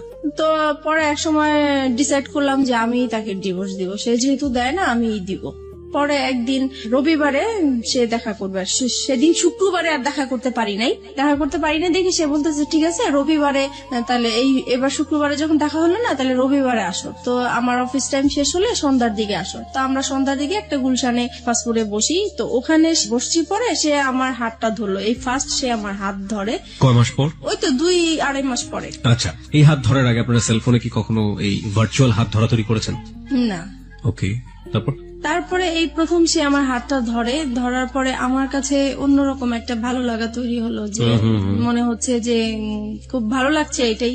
তারপরে হঠাৎ করে সে আমাকে বলতেছে দেখো আমি আসলে তোমার প্রেমে পড়ে গেছি, আমি আর তোমাকে ছাড়া থাকতে পারছি না। তখন আমিও মানে কান্নাকাটি করতেছি, যে সেহেতু আমাকে মারধর করেছে সেটা বলতেছি আর কান্না করতেছি। পরে সে আমার আর কি মাথায় হাত বুলিয়ে দিচ্ছে, পরে বলতেছে দেখো আর ধৈর্য ধরো, 6টা মাস তুমি ধৈর্য ধরো, তারপরে আমি 6 মাস পরে তোমার একটা ব্যবস্থা করব। তখন আমি জিজ্ঞেস করলাম ব্যবস্থা মানে কি বুঝতে চাচ্ছ? তো বলতেছে আমরা একসাথে থাকবো। তুমি কি আমাকে ভালোবাসো? বলছে হ্যাঁ আমি তোমাকে ভালোবাসি। তো এইভাবেই হোক আমাদের পরে। আপনি তাকে ভালোবাসতেন ওই সময়টাতে? ওই বলার পর থেকে আমি প্রশ্ন করেছি যে আমার তো আসলে বিশ্বাস হচ্ছে না, তুমি আমাকে কিভাবে ভালোবাসো, আমার বিয়ে হয়েছে, বাচ্চা আছে, তোমার মতো আনম্যারিড ছেলে তো আমাকে কখনোই ভালোবাসার কথাই না। তো বলতেছে মানুষের ভালো লাগা তো কত রকমই হতে পারে, এটার তো শেষ নাই, তোমাকে আমার ভালো লাগছে, আমি তোমাকে বিয়ে করব, তবে আমার জন্য তোমাকে 6 মাস অপেক্ষা করতে হবে। তো আমি বলতেছি এত বছর যেহেতু কষ্ট করে আসছি, আমি 6 মাস পর্যন্ত কষ্ট করতে পারবো। তো এই বলে আমরা চলে আসছি। তারপর থেকেই আমাদের ভালোবাসা আসলে শুরু হয়। তারপরে ফোনে একের পর এক কথা বলা হয়, খুব ভালো লাগে। তখন আপনার হাজবেন্ডের সাথে আপনি? জি, হাজবেন্ডের সাথে।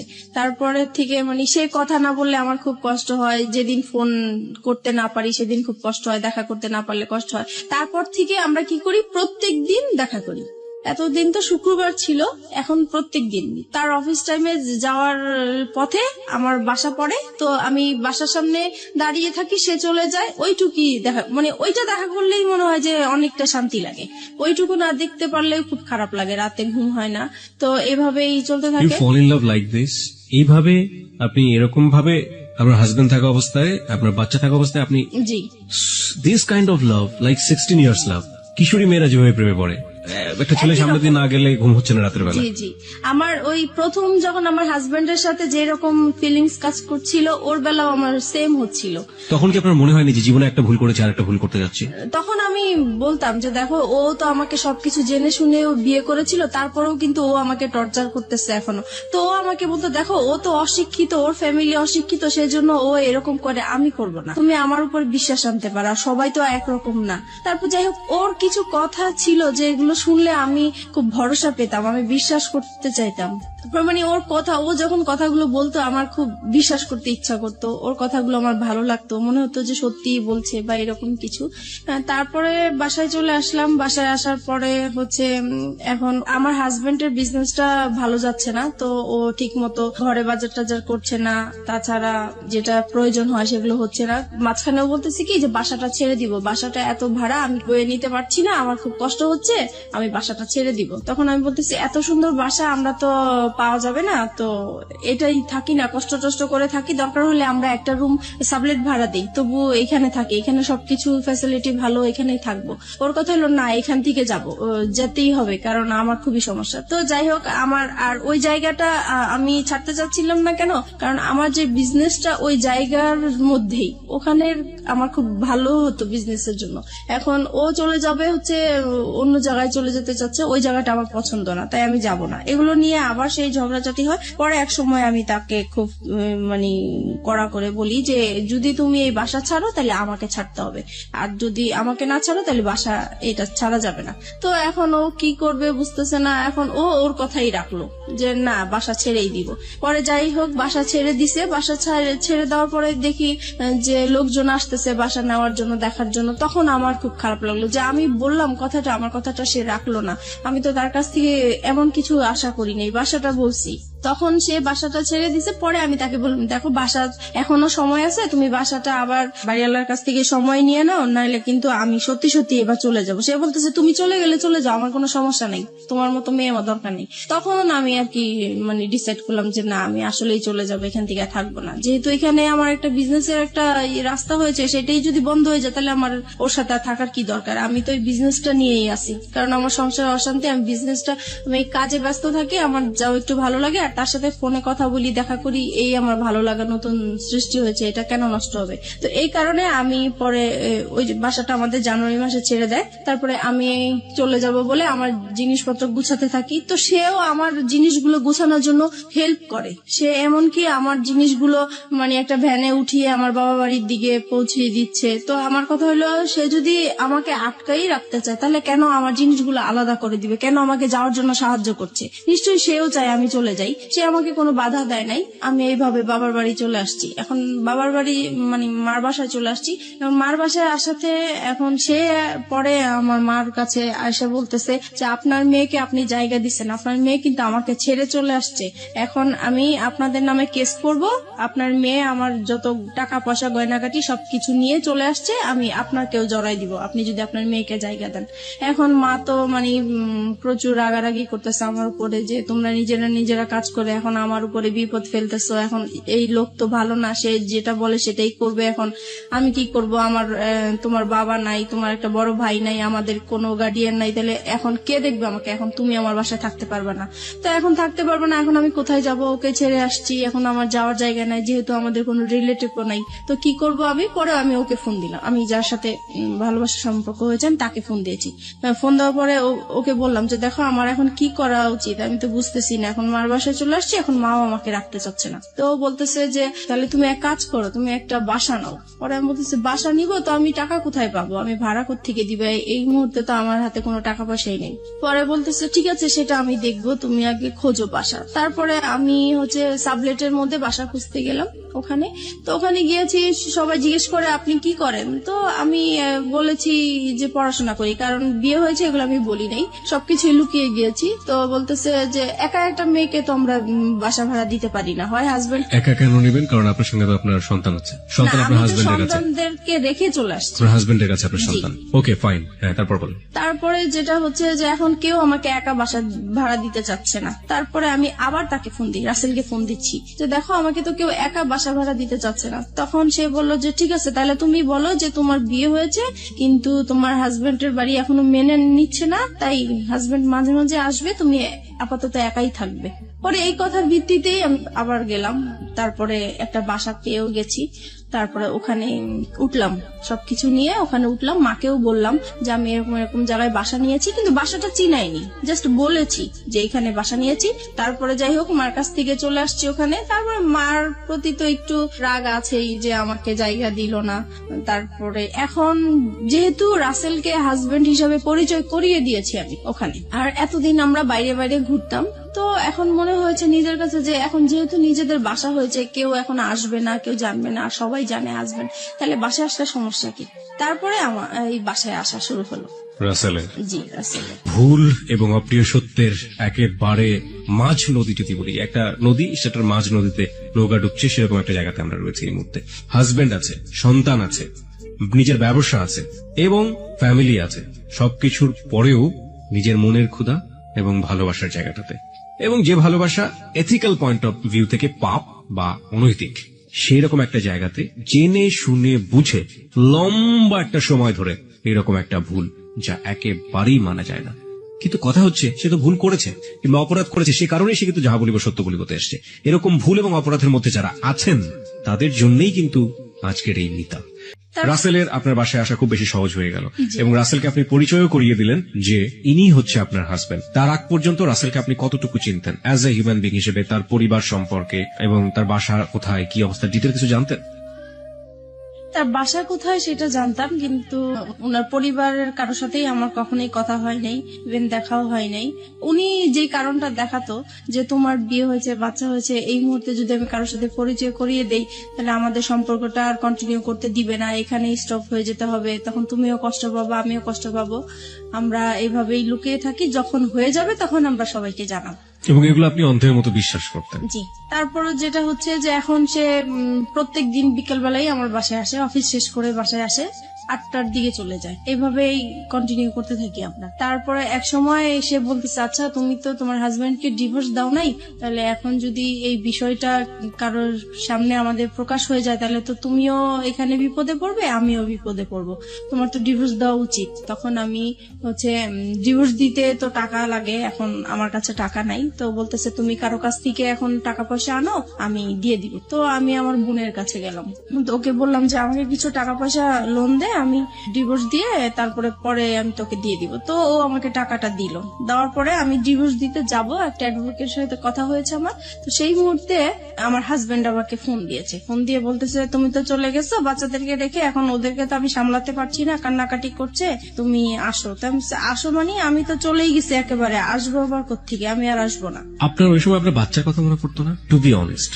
বাচ্চার কথা মনে পড়তো, কষ্ট লাগতো, কিন্তু মনে হতো যে সব সময় যে আমি আগে সেভ হয়ে নেই, তারপরে আমি একটা সময় আমার বেবিদেরকে আমি আমার কাছে নিয়ে আসবো। তারপরে হচ্ছে পরে আমি বলতেছি, ওকে বলছি যে আমি তো তোমাকে ডিভোর্স দিব, আমি আর আসবো না তোমার কাছে। তখন সে আমাকে বলতেছে, দেখো তুমি এতদিন যেহেতু কষ্ট করেছো, আর কটা দিন কষ্ট করো, আমার মেয়েটার তো ফাইনাল এক্সাম, এই এক্সামটা শেষ হোক, তারপরে তুমি আমাকে ডিভোর্স। তো আমি রাজি হয়ে গেছি। রাসেল তারপরে এটা এগ্রি করে নিচ্ছে তার জায়গা থেকে। ইজ ইট প্লেটোনিক লাভ? প্রথম কথা হচ্ছে লাভ তো ব্লাইন্ড। আপনারা যখন কমিটমেন্টের জায়গাটায় চলে গেছেন যে আপনারা বিয়ে করবেন বা অমুক জায়গায় করবেন, তখন কোনোভাবেই রাসেলের জায়গাটা থেকে এটা আসা কোনোভাবেই সম্ভব ছিল না। রাসেল যেটা পারমিশন দিচ্ছে সেটা হচ্ছে আপনার সাথে আপনার হাজবেন্ডের কিছুটা সময় স্পেন্ড করা। আলটিমেটলি তো এটাই। এটা যদি আপনাকে লাভ করে থাকে সেটা কিভাবে সম্ভব? ওকে ফাইন, আমি জানি না, বাট আমার কাছ থেকে যেটা মনে হয় ব্যক্তিগত জায়গা থেকে, if it is really love then এটা সম্ভব ছিল। যাই হোক, কি হয়েছে না হয়েছে আমরা সামনের দিকে একটু যাই, কিন্তু খুব কনফিউজ হয়ে যাচ্ছি। তারপরে যেটা হয় হচ্ছে আমি আসা যাওয়া করতে থাকি আমার হাজবেন্ডের বাসায়।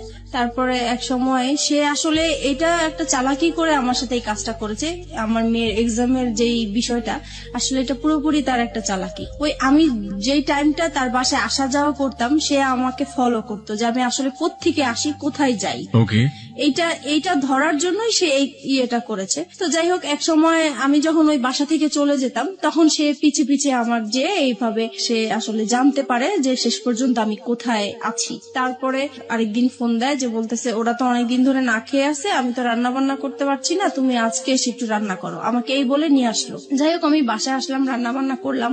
এখন বলতেছে আমি তো খুব অসুস্থ, তুমি এক কাজ করো, ওদের এখানে থাকো, আমি ডাক্তার দেখিয়ে তারপরে তুমি আজকে থেকে যাও, কালকে যেও। পরে আমি তো থাকবো না, কোনো মতেই থাকবো না। পরে বলতেছে না, তোমাকে আজকে থাকতেই হবে। তো যাই হোক, আমি সেদিন রাতে ছিলাম। পরে এখানে কি হয়েছে, আমার ফোন থেকে আমার হাজবেন্ডের ফোনে ডাইভার্ট করা হয়, যেটা মানে আমার ফোনে যে কলগুলো আসবে সেটা ও টের পাবে, SMS যেটা আসে সেটা টের পাবে, ও এরকম একটা মানে কাজ করেছে। তো আমার ফোনে কখন ফোন আসে, কখন কি হয় সেটা ও টের পায়, কিন্তু আমি এটা বুঝতে পারিনি এই বিষয়টা। এভাবে আসলে পরে রাসেলের নাম্বার জেনে গেছে, ও ট্র্যাকিং করেছে আপনাকে। জি। তো সেদিন রাতে আমাকে থাকতে বলেছে। তো সেই দিন হচ্ছে ও হসপিটাল থেকে আসছে, আসার পরে আমাকে বলতেছে যে আমার সাথে এখন তোমার ইয়ে করতে হবে, মানে ওকে, সে তার স্বামীর সম্পর্ক অধিকার চেয়েছে। তারপরে আমি বলতেছি যে না, আপনার সাথে তো আমি এটা করব না, কারণ আপনি করে বলা শুরু করেছেন। তখন আপনি করেই বলতাম।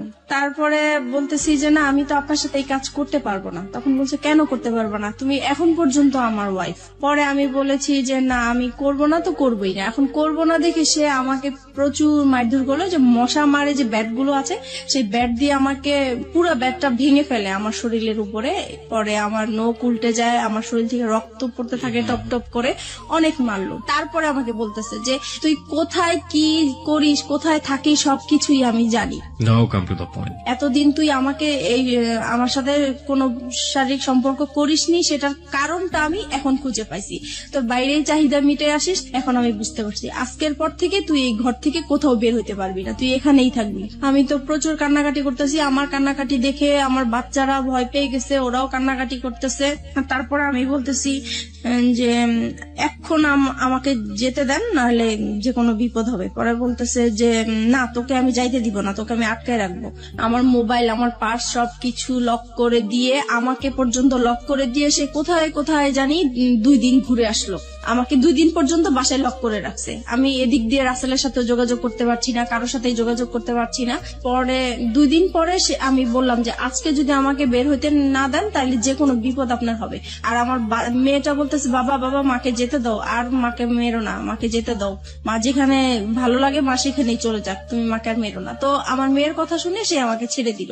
তারপরে আমার মোবাইল, আমার পার্স দিল, আমি চলে আসলাম। চলে আসছি, এই ফাঁকে সে কি করেছে, এই যে 2টা দিন সে যে বাইরে ছিল, সেই 2টা দিন হচ্ছে যে আমি যেই বাসায় ছিলাম সেই বাসায় এসে সে সবকিছু দেখিয়েছে। আমার বাচ্চা আছে, আমার বিয়ে হয়েছে, তার সাথে সবকিছু তাদেরকে দেখিয়ে বলছে যে সে এখন পরকীয়া করে এই লোকটার সাথে এখন থাকতেছে, আপনারা যদি আমাকে হেল্প করেন তাহলে আমি তাদেরকে একসাথে ধরতে চাই। তো আমার যে বাসায় আমি ভাড়া নিয়েছি সেই বাড়িওয়ালার ওই এলাকার কিছু বকাটে ছেলেদেরকে হাতে করেছে। তারপরে হচ্ছে আমি বলতেছে যে ও যখনই আপনার বাসায় আসবে সাথে সাথে আমাকে ফোন দিবেন, আমি চলে আসব। পরে আমি তো বাসায় যাওয়ার পরে সাথে সাথে রাসেলকে ফোন দিলাম যে তাহলে তুমি আসো বিকালে, এসে আমাকে ডিভোর্সের টাকাটা দাও, আমি ওকে ডিভোর্স দিব। তো ও পরে বিকালবেলা আসছে। এই সময় আমার বাড়িওয়ালা কি করছে, আমার হাজবেন্ডকে ফোন দিয়ে দিছে। পরে আমার হাজবেন্ড তো 2 বাচ্চাকে নিয়ে ক্যামেরা নিয়ে চলে আসছে, আমাদের ছবি তুলবে, পেপারে দিবে, এই সেই। তারপরে এই লোকজন আসলো, হুড় হুড় করে আমার বাসায় আসলো। আমি তো পুরো ভয় পেয়ে গেছি। আমি তো তাকে দেখে অবাক যে সে কিভাবে আমার বাসা চিনলো, কিভাবে আসলো। পরে আমাদের 2 জনের মোবাইল ছিল, মোবাইলটা সে হাতে করে নিয়ে গেল, মোবাইল দিল না। তারপরে রাসেলকে সে মারধর করলো। তারপরে বাড়িওয়ালা ছিল, বাড়িওয়ালারা মারধর করলো রাসেলকে, দেন আমাকেও মারধর করলো। পরে আমার মেয়েটা কানাকাটি শুরু করলো যে না, আমার মাকে মেরো না, আমার মাকে মেরো না। পরে আমাকে মারা বন্ধ করছে। রাসেল কি বলছিল? পরে রাসেলকে জিজ্ঞেস করতেছে তুমি কি একে ভালোবাসো? পরে রাসেল সেই মুহূর্তে বলতেছে হ্যাঁ আমি ওকে ভালোবাসি। তো বলতেছে যে তুমি জানো না যে ওর হাজবেন্ড আছে, বাচ্চা আছে? পরে রাসেল বললো যে না আমি তো জানি না তার হাজবেন্ড আছে, বাচ্চা আছে, আমি জানি না। এটা কেমন করে হয়? তুমি তার সাথে হাজবেন্ডের মতো ছিলা, তুমি তার দেখেও তো মানুষ বুঝতে পারে যে তার বিয়ে হয়েছে কিনা, বাচ্চা হচ্ছে কিনা। পরে বললো যে হ্যাঁ আমি দেখেছি। তখন বলে এই তো তুমি 2 রকম কথা বলতেছো। পরে বলছে যে যাই হোক হয়েছে, আমি এখন ভালোবাসছি, এখন তুমি কি করতে চাও? পরে বলতেছে যে আমি কিছুই করতে চাই না। এখন ওই আমাদের বাড়িওয়ালার লোকেরা বলতেছে তাইলে তোমার সাথে ওর কি বিয়ে হয়েছে? এখন আমি বলতেছি হ্যাঁ আমাদের বিয়ে হয়েছে। কাদের বিয়ে হয়েছে? আপনার এবং রাসেলের? রাসেলের, কারণ আমি এখান থেকে বাঁচার জন্য বলতে চাইছি। আপনি বললেন যে রাসেলের সাথে আপনার বিয়ে হয়ে গেছে, মানে আপনার এক একজন এক এক রকমের কথা বলতেছেন, দিক বিদিক হারা যাকে বলে। তারপর মানে ওই মুহূর্তে কি বলবো, কি বললে বাঁচতে পারবো এটা আসলে বুঝতে পারছি। এবং সবকিছু হচ্ছে আপনার ছেলে মেয়েদের সামনে। জি। আপনার মেয়ের বয়স কত তখন? তখন আমার মেয়ের বয়স 9 বছর। কোন ক্লাসে পড়ে? তখন সে কেজি 1-এ পড়ে। ও তো মোটামুটি বোঝে তাহলে কি হচ্ছে। এবং আপনার ছেলে? আমার ছেলে তখন 2.5 বছরের। তারপরে হচ্ছে রাসেলকে জিজ্ঞেস করতেছে তোমরা কি বিয়ে করেছো? পরে আমি বলছি যে হ্যাঁ আমরা বিয়ে করেছি। তো বলছে বিয়ে করেছো তো কাগজপত্র দেখাও। তো বলছে কাগজপত্র তার সাথে নিয়ে ঘুরি না, কাগজপত্র অন্য জায়গায় আছে, আমরা পরে দেখাতে পারবো। পরে বলতেছে না এখনই দেখাইতে হবে। তো বলছে এখন তো দেখানো সম্ভব না। পরে বললো যে তুমি তোমার হাজবেন্ডকে ডিভোর্স দিছো? আমি বলছি না ডিভোর্স দেইনি। পরে তাহলে এইটা কেমন বিয়ে? ডিভোর্স দাও নাই, বিয়ে এটা তো বিয়ে হয়নি আসলে। পরে যাই হোক এইভাবে মানে তর্ক বিতর্ক হতেই থাকে। পরে আমার হাজবেন্ড আবার এই দিক দিয়ে কি করেছে, আমার বোন আমার মাকে ফোন দিয়ে জানিয়েছে যে আপনার মেয়ে অ্যাক্সিডেন্ট করেছে, সে মারাই গেছে, এই কথা বলেছে। না তো আমার মা বোন তো আসবে না, এরকম ঝামেলার মধ্যে কখনোই আসবে না। তো তো এটা তো মারা গেছে শুনে মানে তারাও খুব অস্থির হয়েছিল। তারপরে তারা আসছে, এসে দেখে তো এই কাহিনী। পরে তো আমার বোন ওখানে সবার সামনে বোনের জামাই অপমান করলো যে তুমি এই টাইপের হতে পারবা, আমার বড় বোন হয়ে এরকম একটা কাজ করলা, কখনোই ভাবতে পারি নাই। তারপরে আমার বোনের জামাই যেটা মানে বুদ্ধি করলো যে এখন এখান থেকে বাঁচাতে হবে, এখন কিভাবে বাঁচানো যায়। তো বলছে যে এখন আমরা বিচার করব, হয় দুইজনকে পুলিশে দিব আর নয়তো বিয়ে দিয়ে দিব। এখন রাসেল বলতেছে না আমি ওকে বিয়ে করব না। ওরা বলতেছে কেন বিয়ে করবেন না, আপনার ভালোবাসছেন, এতদিন ছিলেন, কেন বিয়ে করবেন না। পরে আমি ওকে বললাম যে কি ব্যাপার তুমি এইগুলো বলছো কেন। পরে ও আমাকে একপাশে আড়ালে ডেকে বলতেছে দেখো আমার এখান থেকে বাঁচতে হবে, এখান থেকে আমি যদি বাঁচতে পারি তুমিও বাঁচবা, এখানে আমাকে তুমি হেল্প করো, আমাকে যাওয়ার জন্য তুমি হেল্প করো। তারপরে আমি ওর কথা আবারও বিশ্বাস করলাম। তারপরে আমি পরে বলতেছি না আমরা বিয়ে করব না। এখন পরে বলতেছি তাহলে আপনি কি করতে চান, আপনি কি আপনার হাজবেন্ডের কাছে ফিরে যেতে চান। আমি বলছি না আমি ওকে বিয়েও করব না, আমি হাজবেন্ডের কাছে ফিরে যাব না। বলে তাহলে কোথায় যাবেন। পরে বলছি কোথায় যাবো সেটা আমার ব্যাপার। যাই হোক এইভাবে পরে আমার ছোট বোনের জামাই বলতেছে আচ্ছা আপনারা ওকে কি করবেন করেন, আমি আমার বোনকে নিয়ে যাই, যেহেতু আমি গার্ডিয়ান না, তার মা আছে, তার মা অসুস্থ হয়ে গেছে আসতে পারছে না, আমরা যাই বিচার করি না কেন আমরা বিচার করবো। এইভাবে পরে রাসেলকে নাকি ওরা আড়াল করে, রাসেলকে আবার একটা রুমে ওরা লক করে রাখছে। তারপর কিছুক্ষণ পরে রাসেলকে বলতেছে তোমার অ্যাড্রেস লিখো, তোমার ফোন নাম্বার লিখো, তোমার মা বাবাকে ডাক দাও, তারা আসুক, তারপরে তারা ছুটায় নিয়ে যাক। এখন রাসেলকে অ্যাড্রেস লিখতে বলছে, রাসেল অ্যাড্রেস লিখছে। তো এখন ওরা আবার চালাকি করে বলতেছে কি যে অ্যাড্রেস একবার লিখছে ওকে আরেকবার লিখতে দেন, মানে পরের বারও কি ঠিক লিখে কিনা বা ভুল লিখে কিনা এটার জন্য। পরের বারও দেখে যে একই রকম অ্যাড্রেস লিখছে। যাই হোক তারপরে রাসেলকে একটা রুমে লক করে রাখছে। ওই আমাদের বাড়িওয়ালাটা কি করছে, ওই রুমটাতে যে রাসেলের সাথে কি যেন ফিস করে কথা বলার পরে রাসেলকে ছেড়ে দিল। পরে মানে বাড়িওয়ালাটা এসে বলতেছে যে না আসলে ছেলের কোনো দোষ নাই, ছেলে খুব ভালোই ছিল, ছেলেকে ছেড়ে দেন। পরে রাসেলকে ছেড়ে দিল। ছেড়ে দেওয়ার পরে আস্তে আস্তে পরে বাড়িওয়ালা আমার মাথায় আবার হাত টাত বুলিয়ে বলতেছে যাও মা তুমি চলে যাও, এইভাবে তুমি বাচ্চাদেরকে ছেড়ে আসছো, তোমার লাইফ তো চলেই গেছে, এখন বাচ্চাদের জীবন, বাচ্চাদের দিকে তাকিয়ে হলেও তুমি এরকম স্বামীর সংসার করতেই হবে তোমার। পরে যাই হোক আমার বোনের জামাই আমাকে নিয়ে আসলো, বাচ্চা দুইটা ওর বাবার সাথে চলে গেল, আর রাসেল তো আগেই বের হয়ে গেল। তারপরে আমি আমার মার বাসায় চলে আসলাম। এখন মার বাসায় আসার পরে আমি রাসেলকে ফোন দিলাম, পরপরই আমি রাসেলকে ফোন দিলাম যে দেখো তুমি এরকম কেন করলা, ওখানে তুমি আমাকে চিনোই না, এই না সেই না। তখন সে মানে খুব রাগী হয়ে আমাকে বলতেছে যে দেখো আমি তোমার সাথে এতদিন সম্পর্ক করছি, আমি তোমাকে সত্যিই ভালোবাসছিলাম, কিন্তু তোমার জন্য আমি এত বড় অপমান হবো আমি কখনোই কল্পনা করতে পারি নাই। আজ পর্যন্ত আমার মা আমাকে তুই করেও বলে নাই, মারবে তো দূরের কথা, সেইখানে আমি তোমার জন্য রাস্তার মানুষের কাছে মার খেয়েছি, বকা খেয়েছি। আমি আর তোমার সাথে কোনো রকমই সম্পর্ক করব না, তুমি তোমার মতো চলো, আমি আমার মতো চলি। তো আমি বলছি দেখো এখন তোমার জন্য আমি রাস্তায় বের হয়েছি, আজকে আমার ঘর ছাড়লাম, সন্তান ছাড়লাম, তাহলে এখন আমি কোথায় যাবো। বলতেছে তুমি কোথায় যাবা, কি করবে, একান্তই তোমার ব্যাপার, আমি আর তোমার সাথে নাই। আপনি এগেইন এই সেন্টেন্সটা রিপিট করেন, আপনি কি বললেন? তোমার জন্য? তোমার জন্য আমি ঘর ছাড়লাম, সংসার ছাড়লাম, সন্তানদেরকে ছেড়ে তোমার আশায় আমি রাস্তায় বের হলাম, এখন তুমি বলতেছো যে তুমি আমাকে চিনো না, আমার দায়িত্ব নিবা না, তাহলে আমি এখন কোথায় যাব। আমরা এই সেন্টেন্সটা এখানে দুইবার বলেছি প্রিয় শ্রোতা। This is a very important sentence of this কি বলা যেতে পারে, রিভিল অফ ট্রুথ। আমরা ফিরে যেতে চাই আপনার কাছে আবারও, বলুন। হ্যাঁ তারপরে সে বলতেছে না আমার পক্ষে আর তোমাকে নিয়ে এগিয়ে যাওয়াটা সম্ভব না। তো বলছি যে দেখো যাই কিছু হয়েছে না কেন এটা সব মানুষ করেছে, আমার কাছ থেকে তো তুমি কোনো খারাপ আচরণ পাওনি এই পর্যন্ত। বলছেন না পাইনি। তাহলে তুমি কেন এরকম করতেছো আমাকে, বলে আমি এত কিছু জানি না, আমি এই কথাটাই শুধু বলবো তোমাকে যে তোমার সাথে আমার আজীবন একটা সম্পর্ক থাকবে, আজীবন কথা হবে, কিন্তু কোনোদিন দেখা হবে না। তোমার কোনো যদি বিপদ হয়, তোমার টাকা পয়সা লাগে, আমি তোমাকে সেই দিকে হেল্প করব, কিন্তু তোমার সাথে আর এখন পর্যন্ত আমি আর কোনো সম্পর্ক রাখতে চাই না, ভালোবাসার কোনো সম্পর্ক রাখতে চাই না, একটা ফ্রেন্ডশিপ হিসাবে যতটুকু করার আমি করব। তারপরে যাই হোক সেই ফোনটা রেখে দিল, আমি আর তাকে ফোন টোন দেই নাই। আমার মন খুব খারাপ। এইদিকে মা আমাকে প্রচুর গালাগালি করতেছে, আমার ছোট বোন আমাকে গালাগালি করতেছে, আমার খুবই খারাপ লাগতেছে। শুধু মনে হচ্ছে যে আমার এখন মরে যাওয়াই উচিত, এছাড়া আর কিছু করা উচিত না।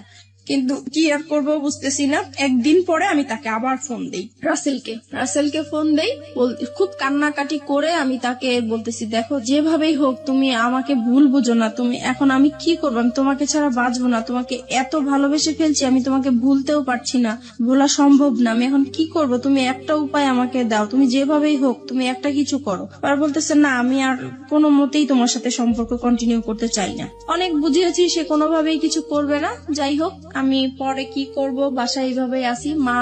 মা আমাকে বলতেছে যে তুমি এখন আমার ঘর থেকে বের হয়ে যাও, তোমার মতো মেয়ে আমার দরকার নাই, যেখানে আমাদের এই এলাকার মধ্যে কোনোদিন কেউ একটা খারাপ কথা বলতে পারে নাই, আজকে তোমার জন্য এলাকা তোমার হাজবেন্ড যখন আইসা বলছে যে তুমি মারা গেছো, আমি রাস্তায় ছিলাম, সেই রাস্তার মধ্যে আমি অজ্ঞান হয়ে পড়ে গেছি, সেখানে মানুষজন জিজ্ঞেস করছে কেন এরকম হয়েছে, সবাই জেনে গেছে, এখন আমি এই মুখ আমি কিভাবে দেখাবো, তোমার জন্য আজকে আমি এত অপমান হলাম, আমি তোমার মতো মেয়ে আমার দরকার নেই, এরকম বললো। পরে এখন আমি ভাবছি কি মার রাগ উঠেছে, হয়তো বা রাগ কমে গেলে পরে ঠিক হয়ে যাবে, কিন্তু না, একদিন দুদিন হয়ে গেল সে আমার সাথে কোনো কথাও বলে না, আমি খেয়েছি কিনা সেটাও জিজ্ঞেস করে না। পরে আমার কাছে খুবই খারাপ লাগলো। পরের দিন সকালবেলা সে কি করলো, আমার যত জিনিসপত্র আছে সবই সে ঘর থেকে বের করে দিল। এখন আমাকেও বলতেছে যে এখন বের হয়ে যাওয়ার জন্য। পরে শেষ মুহূর্তে আমি আবার রাসেলকে ফোন দিলাম যে দেখো আমি তো মার বাসায় আশ্রয় নিলাম, এখন মাও আমাকে বের করে দিচ্ছে, এখন আমি কি করব। বলে তুমি কি করবে এটা তোমার ব্যাপার, তুমি আজকের পর থেকে আমাকে আর ফোন দিবা না। তারপরে এইভাবে এখন আমি কি করব, পরে শেষ পর্যন্ত আমি আমার হাজবেন্ডকে ফোন দিলাম। এখন চিন্তা করলাম যে আমার তো আর কোথাও যাওয়ার জায়গা নাই, এখন আমার সেইখানে ছাড়া আর কোথাও যাওয়ার জায়গা নাই, কি করব এখন। পরে ওকে ফোন দিলাম, ও বলতেছে যে তুমি এখন কি করতে চাও। এখন বলছি যে আমি আপনার সংসারে ফিরে যেতে চাই। বলছে যে ঠিক আছে তাহলে আসো, তোমার জন্য তো আমার রাস্তা সবসময় খোলা। তখন আমি বলছি যে একটা শর্ত আছে। বলতেছি কি শর্ত। আমি বলছি কি আপনার সাথে আমি মানে যাব, আবার নতুন করে সংসার করব, ঠিক আছে, কিন্তু আমি আপনার সাথে কোনো স্বামী স্ত্রী সম্পর্ক রাখতে পারবো না। পরে বলছি এটা কেমন কথা, মানে হাজবেন্ড ওয়াইফ থাকবো, সবাই জানবে, অথচ তোমার আর আমার মাঝে স্বামী স্ত্রী কোনো সম্পর্কই থাকবে না, এটা তো হবে না। পরে আমি বলছি না, এটা যদি মেনে নেন তাহলে আমি আপনার সংসারে ফিরে যাবো, নাহলে যাও। পরে সে বললো যে ঠিক আছে আমি রাজি। এখন সে হুট করে রাজি হয়ে গেল। যাই হোক আমি যে উকিলের কাছে গিয়েছিলাম ডিভোর্সের জন্য, সেখানে যে আবার ক্যান্সেল করলাম, দুইজনে গেলাম, পরামর্শ নিলাম। উকিল বলল যে তোমরা ভালো হয়ে চলো, যে কোনো বিপদ হলে আমাকে আবার ফোন দিও। এত কিছুর পরও আপনার হাজবেন্ড আপনাকে মানলো, মেনে নিল। এবং এই মেনে নেওয়াটাকে আপনি ওই মুহূর্তে কি হিসেবে দেখেছেন? ওই মুহূর্তে দেখেছি যে না আসলে সেই ভালো, আমি যত অন্যায় করেছি কিন্তু সে তো আমাকে মেনে এবং আপনি এমন একটা কন্ডিশন তাকে দিলেন যেটা কোনো হাজবেন্ডই কখনোই মানবে না। আপনি সেই কন্ডিশনও সে মেনে নিল এত কিছুর পরে। জি। তারপরে গেলাম। তারপরে যাওয়ার পর থেকে এখন যেটা হয়েছে যে আগে আমি যত তার কাছ থেকে অবহেলা, অত্যাচার, টর্চারিং যা পেয়েছি, এখন দ্বিগুণ সে বেড়ে গেল। এখন সে কথায় কথায় আমাকে বলে এতদিন তো তুই বেটা নিয়েছিলি, এখন কেন এই সেই, মানে বিভিন্ন টাইপের খারাপ ভাষায় গালাগালি করে।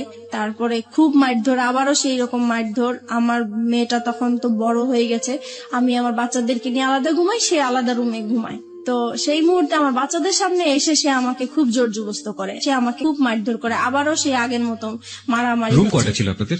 একটাই রুম? না, আমাদের রুম ছিল 4টা। বাসা যে বাসায় ভাড়া থাকতেন সে বাসায় 4টা রুম। আপনাদের পার্সোনাল রুম কয়টা টোটাল? আমাদের পার্সোনাল রুম তো একটাই, মানে ওই রুমের মধ্যেই বাচ্চা কাচ্চা এবং আপনারা থাকতেন? না, আমি আমার বাচ্চাদেরকে নিয়ে থাকতাম আর ও আলাদা রুমে থাকতো। তার মানে 2টা রুম ছিল আপনাদের? তাহলে এই যে এই কাজগুলো যখন হয় বা এরকম যখন, তখন বাচ্চা কাচ্চাদের সামনে মারধর কেন করবে, বা বাচ্চা কাচ্চাদের সামনেই কেন এই ডিমান্ড গুলো আসবে? সে মানে আমাকে বলতো তার রুমে যাওয়ার জন্য, আমি যেতাম না, তাই তখন আপনার রুমে চলে আসতো? আমার রুমে চলে আসতো। তারপরে যেটা হয়েছে মানে এরকম জোর করতো। একটা সময় আমার বাচ্চারা জাগনা থাকতো, তারপরেও সে জোর জবরদস্ত করতো। আমি তাকে এত বলতাম যে দেখেন আমার বাচ্চাগুলো আছে, ওরা তো বুঝতেছে, কেন আপনি ওদের সামনে এরকম করতেছেন। বলতেছে তুই তো খারাপ হয়ে গেছিস, তুই যে খারাপ এটা ওরা জানার দরকার আছে, ওদের বোঝার দরকার আছে, সেই জন্য এরকম করি। তারপরে থেকে কি হতো, আমি রাতে আর ঘুমাতাম না, আমি সারা রাত জেগে থাকতাম। আমার সারাক্ষণ ভয় করতো যে সে কখন আসে, কখন মারধর করে, তাই ঘুমাতাম না। এক সময় সে আমার বালিশ, আমার কাঁথা এগুলো নিয়ে যেত যেন আমি ঘুমাতে না পারতাম। সে মানে ফ্যান বন্ধ করে রাখতো, লাইট জ্বালায় রাখতো। আপনি ক্রেজি কেন হয়ে গেলেন? আপনি স্বামী হিসেবে তাকে মানছেন, স্বামীর অধিকার তাকে দিচ্ছেন না কেন? কারণ দিচ্ছি না, আমার শুধুই এটা মনে হচ্ছে যে তার জন্যই আমি আমার রাসেলকে হারালাম। সেই মুহূর্তে রাসেলকে মানে ভুলতে পারছি না, রাসেলের জন্য আমার খুব কষ্ট হচ্ছে। যেখানে প্রত্যেক দিন আমি রাসেলের সাথে দেখা হয়, একদিন দেখা না হলে আমার খুব কষ্ট হয়। সেই মুহূর্তে তার সাথে আমার কথা হচ্ছে না, দেখা হচ্ছে না, আর সে মানে রাসেল আমার সাথে এরকম বিহেভ করলো একমাত্র তার জন্যই, এটা মনে হয়েছিল আমার তখন সেই মুহূর্তে। চলুন আমরা ফিরে যাই মিতার কাছে। মিতা, যে জায়গাটিতে আমরা ছিলাম, আপনি বলছিলেন যে আপনার হাজবেন্ডের সাথে, তখনও তিনি আপনার হাজবেন্ড, যদি আপনি মন থেকে মানতে পারেন না, আপনার কাছে ওনার স্বামীর অধিকার চাওয়াটাই স্বাভাবিক, সেটা আপনি দিতে পারতেন না, এবং সেখানে খুব সহজ সরল একটা কথা আপনি বলেছিলেন একটু আগে, যেটা অনেকেই স্বীকার করবেন না। The real hard truth is যে ওই ছেলেটা, যে ছেলেটার সাথে আপনার অ্যাডাল্টারি সম্পর্ক, অ্যাডাল্টারি মানে অনেকেই বুঝবেন বাংলাতে হয়তো পরকীয়া বলে এটাকে, ওই অ্যাডাল্টারি সম্পর্কের এক ধরনের লাভ বলছেন আপনি সেটাকে, এবং মনে হতো যে ওই ছেলেটাকে তো সরে যাওয়ার পেছনে এই আমার হাজবেন্ডই দায়ী। তারপর হচ্ছে এরকম জোরাজোরি করতে থাকে। একদিন আমি বলেছিলাম যে আসলে আমার মনটা তো খুব খারাপ, আমার শারীরিক অবস্থা খারাপ, মানসিক অবস্থা খারাপ, এর জন্য হচ্ছে না, আমি একটু সুস্থ হয়ে নেই। তো বলতেছে তো কি করা উচিত? তো আমি বলতেছি তাহলে আমার একটু ডাক্তারের কাছে যাওয়া উচিত, মানসিক ডাক্তারের কাছে যাওয়া উচিত। তো সে বললো ঠিক আছে তাহলে যাও তুমি। পরে আমি পিজি হসপিটালে যাই, ওখানে দেখাই একজন বিশেষজ্ঞকে। তারপরে সব কথাই উনাকে বললাম, উনি আমাকে প্রেসক্রিপশন করে দিল, আমাকে নিতে বললো। আমি ওই হসপিটালে গিয়েছিলাম, তো ওখানে জ্যামের জন্য আমি কিছু সময় আর কি ব্যয় হয়েছে আমার, তো আসতে দেরি হচ্ছিল। আমাকে ফোনের উপরে ফোন করে যাচ্ছে, ফোনের উপর ফোন করে যাচ্ছে। তো আমি বলতেছি আমি তো জ্যামে পড়ে আছি, এজন্য আসতে দেরি হয়েছে। পরে যাই হোক বাসায় আসলাম, আসার পরে সে কি করলো, আমাকে টেনে নিয়ে অন্য একটা তার রুমে নিয়ে গেল, নিয়ে যে আমার মানে কাপড় চোপড় যা আছে সব খুলে আমাকে চেক করতে লাগলো। তো আমি বললাম কি ব্যাপার, আপনি এরকম করছেন কেন? বলতেছে তুই এত দেরি করলি কেন, নিশ্চয়ই তুই কারোর সাথে কিছু করে আসছিস, সেটাই আমি চেক করছি। তখন এইভাবে আর কি পরে আরো অশান্তি, সেই দিন আমাকে খুব মারধর করলো। পরে আমি চিন্তা করলাম যে না আমি আর থাকবো না, কিন্তু থাকবো না তো কোথায় যাব বুঝতেছি না। পরে সেদিন রাতে আবার সে কোথায় জানি ছিল, বাসায় আসা নেই। পরে সেদিন রাতে আমি আবার মনে হলো যে আমি একটু রাসেলকে ফোন দিই, একটু ট্রাই করে দেখি পরে আমার কাছে একটা ফোন ছিল, আমি লুকিয়ে রাখছিলাম ওইটা। আমার তো এমনিতে ফোন টোন সব নিয়ে গেছে, তারপরে যেটা ছিল সেটা আমি লুকিয়ে রাখছি, ওইটা বের করে আমার আলাদা একটা সিম ছিল, ওইটা দিয়ে আমি রাসেলকে ফোন দিয়েছি। পরে ফোন দেওয়ার পরে রাসেল কি করলো, মানে খুব কান্নাকাটি, মানে কান্না কণ্ঠে সে আমার সাথে কথা বললো, আর আমি তো কান্না করতেছি। পরে আমি বলতেছি যে কি ব্যাপার, কেমন আছো? তো সে বলতেছে যে আমি তো ভালো নাই, তোমাকে ছাড়া আমি কিভাবে ভালো থাকবো? তো এটা শুনে আমার আরো বেশি কান্না বলে, কারণ তার প্রতি এখনো আমার ভালোবাসা আছে। তা আমি বলছি কি ব্যাপার, তুমি এরকম কথা বলছো কেন? তোমার জন্যই তো আজকে আমি এখানে চলে আসছি, তুমি কেন এই ধরনের কথা বলতেছো? বলে যে আমি তো তখন বুঝতে পারি নাই, তুমি চলে গেলে আমার এতটা কষ্ট হবে, আমি আসলেই খুব কষ্টে আছি। তো বলছি দেখো আমিও তো কষ্টে আছি, আগে যেরকম যন্ত্রণা করতো তার চাইতে এখন আরো বেশি বেড়ে গেছে, তাই আমি থাকতে পারছি না। পরে বলতেছে তাহলে তুমি এক কাজ করো, তুমি আর একটা মাস থাকো, একটা মাস পরে আমি তোমাকে যে কোনো একটা কিছু করব। তো আমি বলছি দেখো আমার কাছে, আমি যদি একটা মাস থাকি তাহলে আমার এখানে লাশ বের হবে, আমি আর থাকবো না, ও যেভাবে আমাকে টর্চার করতেছে। পরে বলতেছে তাহলে তুমি কি করতে চাও? এখন আমি বলছি কি দেখো আমি ওকে আজকেই বের হয়ে যেতে চাই, বের হয়ে ওকে আমি একটা ডিভোর্স দিয়ে দিব সাথে সাথেই। তারপরে আমি কারো কাছে ধরো এক মাস, তুমি যেহেতু সময় নিতে চাচ্ছ, এক মাস আমি কোথাও আশ্রয় নিব, তারপরে তুমি যেটা করবে আমি সেটাই প্রস্তুত থাকবো। পরে বলতেছে যে ঠিক আছে তাহলে তুমি যেটাই করো ভেবে চিন্তে করো। পরে আমি কি করলাম, পরে আমি এখন বের হয়ে যাব। পরের দিন চিন্তা করছি, কাপড় চোপড় নিয়েছি, মানে পড়েছি। এখন সে আমার পার্টস আর মোবাইল তো আটকে রাখছে, আমি তো নাম্বার কারোর সাথে যোগাযোগ করবো বা কিছু সেই রকম কোনো ব্যবস্থা নাই। পরে আমি বলতেছি আমার পার্টস দেন, আমি একটু বাইরে যাব। সে বলে বাইরে কোথায়? আমি বাইরে আমার একটু কাজ আছে, আমি যাবো। সে আমাকে যেতেই দিবে না।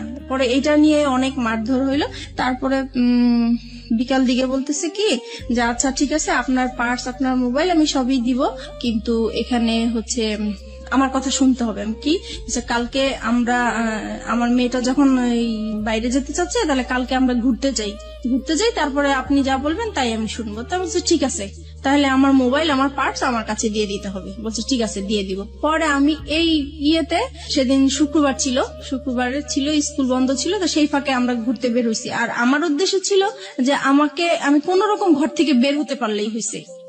পরে আমি ওদের সাথে এর জন্য রাজি হয়েছে যাওয়ার জন্য। পরে আমি যখন বাইরে বের হলাম, বের হওয়ার পরে কিছু দূর আসার পরে আমি বলতেছি আপনারা আপনাদের মতো যান, আমি আমার মতো যাই। সে তো এই ক্ষেপে গেছে, কি ব্যাপার, মানে কি বলতে চাচ্ছ? আমি আর আপনাদের সাথে যাবো না।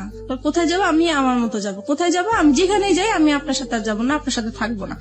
এই বলার পরে সে রাস্তা, তো তখন জুম্মাবার ছিল, শুক্রবার, সবাই নামাজ পড়ে আসতেছে। এই সময় আমাকে রাস্তার মধ্যে অনেক মারধর করলো, আর রাস্তার মানুষ নামাজ পড়তেছে, পড়ে যাচ্ছে, সবাইকে আমি মানে এত কান্নাকাটি করে বললাম যে আমাকে একটু হেল্প করেন, কেউ আমার দিকে মানে সাহায্যের হাত বাড়িয়ে দিল না। সবাই শুধু বললো যে আপনারা স্বামী স্ত্রী ঝগড়া করছেন, বাসায় যে করেন, এটা বাহিরে নিয়ে আসেন না, মানুষ খারাপ বলছে। কিন্তু আমি যে বাসায় কতটা অত্যাচার হচ্ছি সেটা তো মানুষ বুঝতেছে না। আমি বলার চেষ্টা করতেছি, কেউ আমাকে মানে হেল্প করতে চাচ্ছে না। যাই হোক, তারপরে পরে আমি বললাম যে ঠিক আছে, আমি আসলে যাচ্ছি আমার অ্যাডভোকেটের কাছে, আমাকে যেতে দেন। পরে সে বলল যে ঠিক আছে আমিও যাবো। আমি বলছি, তো চলেন যাই। পরে রাজি হলো, পরে রিক্সা নিল, আমরা রিক্সার মধ্যে উঠলাম। পরে রাস্তায় যে সার্জন থাকে, আমি হঠাৎ করে সার্জনকে দেখে রিক্সা থেকে নেমে গেলাম। পরে আমি সার্জনকে বললাম যে আপনি আমাকে একটু হেল্প করতে পারেন? তো বললো কি বিষয়? আমি বলছি আমার হাজবেন্ড ওয়াইফের একটু ঝগড়া চলছে, আমি আসলে ওর সংসার করতে চাচ্ছি না, কিন্তু আমাকে ঘর থেকে বের হতে দিচ্ছে না, আমাকে ডিভোর্সও দিতে দিচ্ছে না। পরে বলছে যে এটা তো আসলে ফ্যামিলি সমস্যা, এটা তো আমরা কিছু করতে পারি না। আমি বলছি না, আমি আসলে ওর সাথে কোনো মতেই যাবো না, আপনি যে কোনো আমাকে একটা হেল্প করেন। পরে ওনারা সেটা হচ্ছে রামপুরা থানার এরিয়াতে, তখন সে থানায় ফোন দিয়েছে। পরে থানা থেকে গাড়ি আসছে, পরে আমাকে নিয়ে গেছে থানায়। পরে থানায় যাওয়ার পরে আমার বাচ্চারাও আমার সাথে ছিল।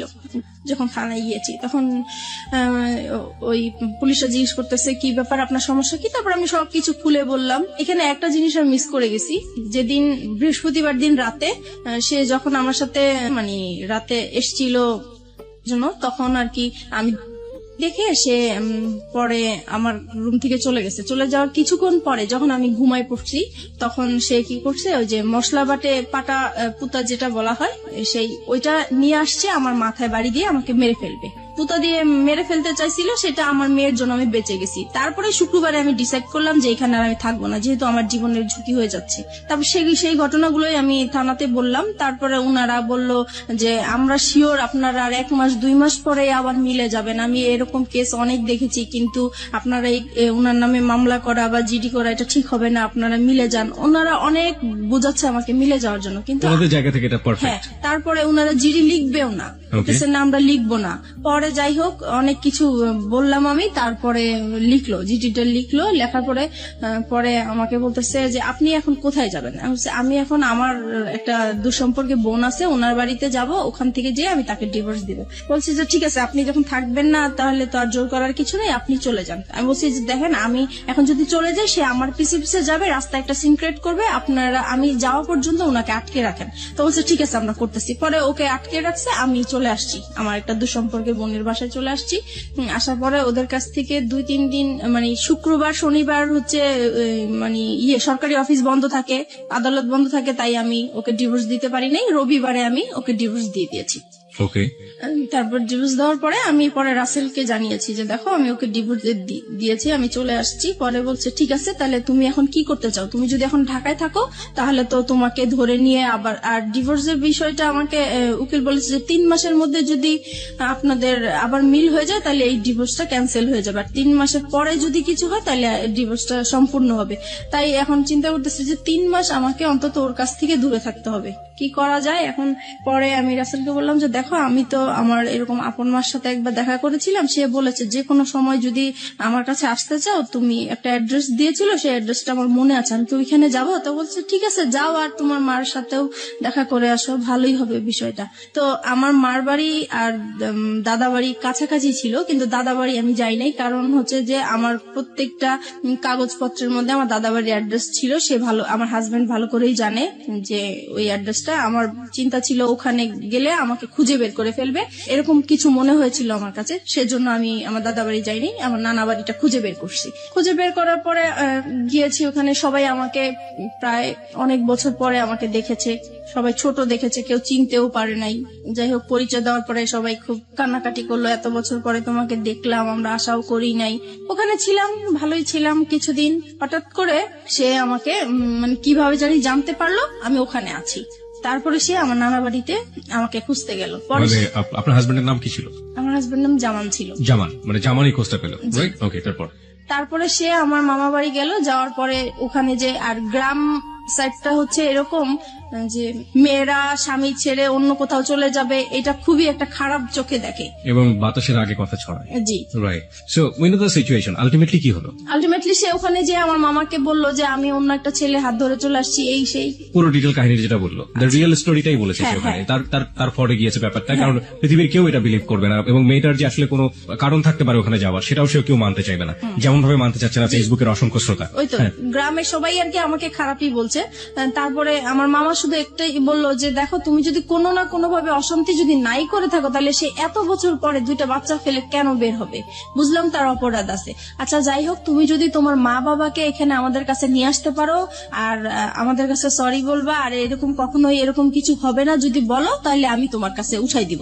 The big point and the question is, শান্তির জন্য সে রাসেলের হাত ধরেছে, শান্তি কি সে শেষ পর্যন্ত পেয়েছে? আমরা অনুষ্ঠানের শেষের দিকে চলে আসছি ধীরে ধীরে। ওকে ফাইন, আমি রাসেলের প্রসঙ্গে স্ট্রিক্ট থাকতে চাই।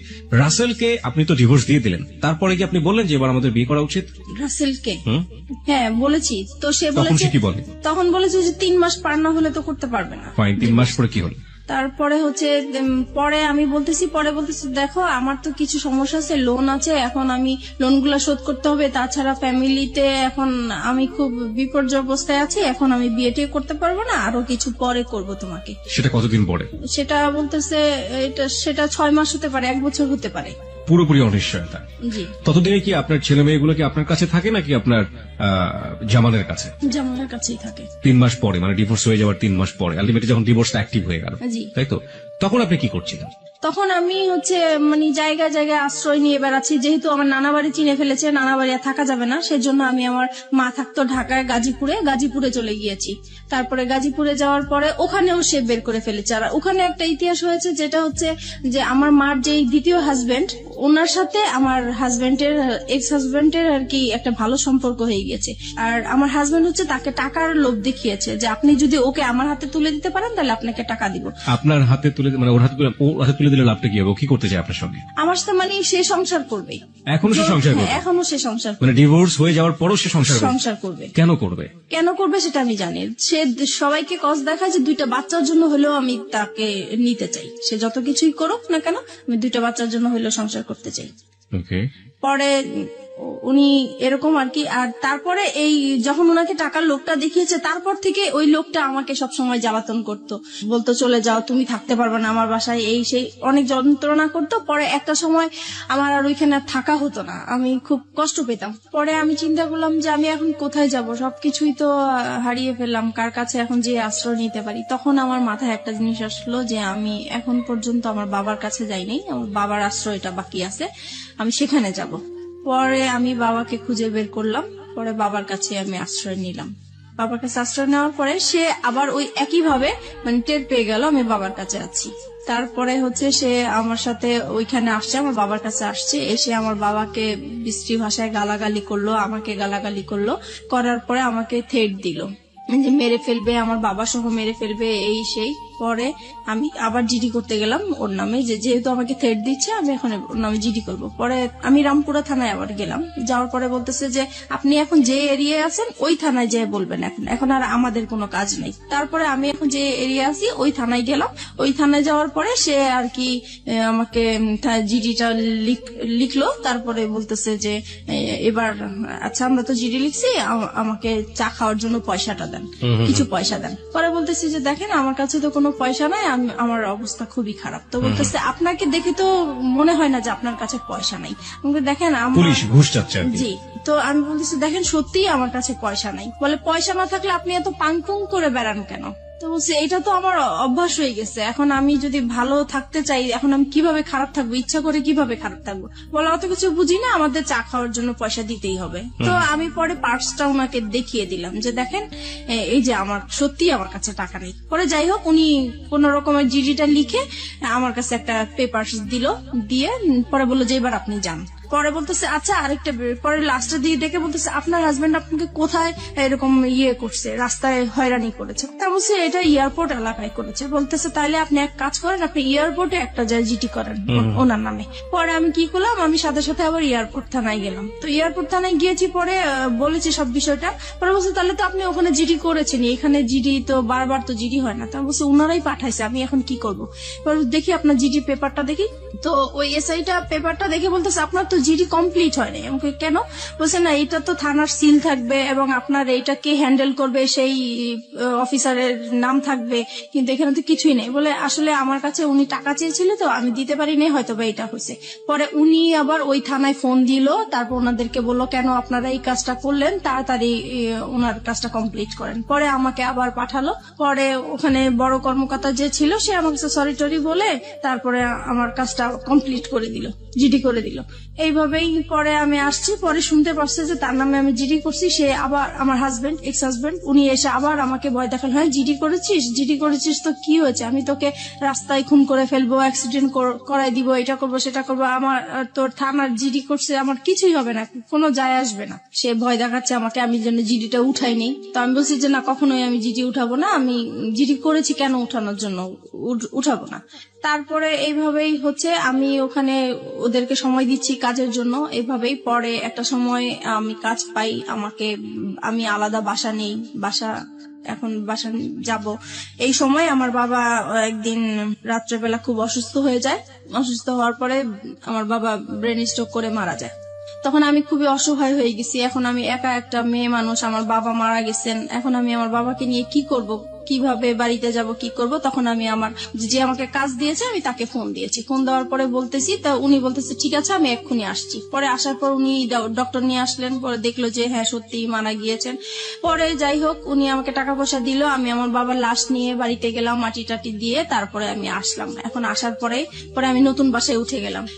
আর এদিকে একটা কথা বলতে ভুলে গেছি, আমি যখন আমার বাবার আশ্রয় পেয়েছি তখন আমি আমার মেয়েকে নিয়ে আসছি, আমার মেয়েকে আমার কাছে নিয়ে আসছিলাম। তারপর আমার মেয়ে ছিল আমার কাছে, তারপরে মেয়েকে নিয়ে আলাদা বাসা নিয়েছি। মাঝে মধ্যে আমার হাজবেন্ডের সাথে কথা হয়, তারপরে আমার ছেলেকে দেওয়ার কথা বলি, সে বলে যে না মেয়েকে নিয়ে গেছো ভালো কথা, ছেলেকে আমি কখনোই তোমাকে দিব না। তারপরে আমি কাজ করতে থাকি, এদিক দিয়ে মেয়েকে স্কুলে ভর্তি করে দিয়েছি। আমি আপনাকে কিছু কোশ্চেন করবো এই মুহূর্তে, কোশ্চেনগুলো খুব ছোট ছোট করে আমি জানতে চাই। প্রথম কথা হচ্ছে যে আপনি শেষ পর্যন্ত ছেলে এবং মেয়ে দুটো পেয়েছেন আপনার কাছে, রাইট? পেয়েছি। এটা কি আপনি আইটি লড়াইয়ের মাধ্যমে পেয়েছেন নাকি আলটিমেটলি কোনো ব্যবস্থা করে তাদেরকে নিয়ে না, ওই যে আমার বসরা যে পাওয়ারফুল, ওনাদেরকে পাওয়ার দেখিয়ে মানে ওদেরকে নিয়ে বসরা পাওয়ারফুল মানে আমার বস তো রাজনীতির সাথে জড়িত। মানে আপনি আলটিমেটলি যেখানে কাজ করতেন বা যে ধরনের যার কাছ থেকে সাপোর্ট পেতেন তিনি রাজনীতির সাথে জড়িত ছিলেন, তিনি আপনাকে এমনি এমনি সাহায্য করতেন? জি। এমনি এমনি কি ওই দুনিয়া আজকালকে সাহায্য করে?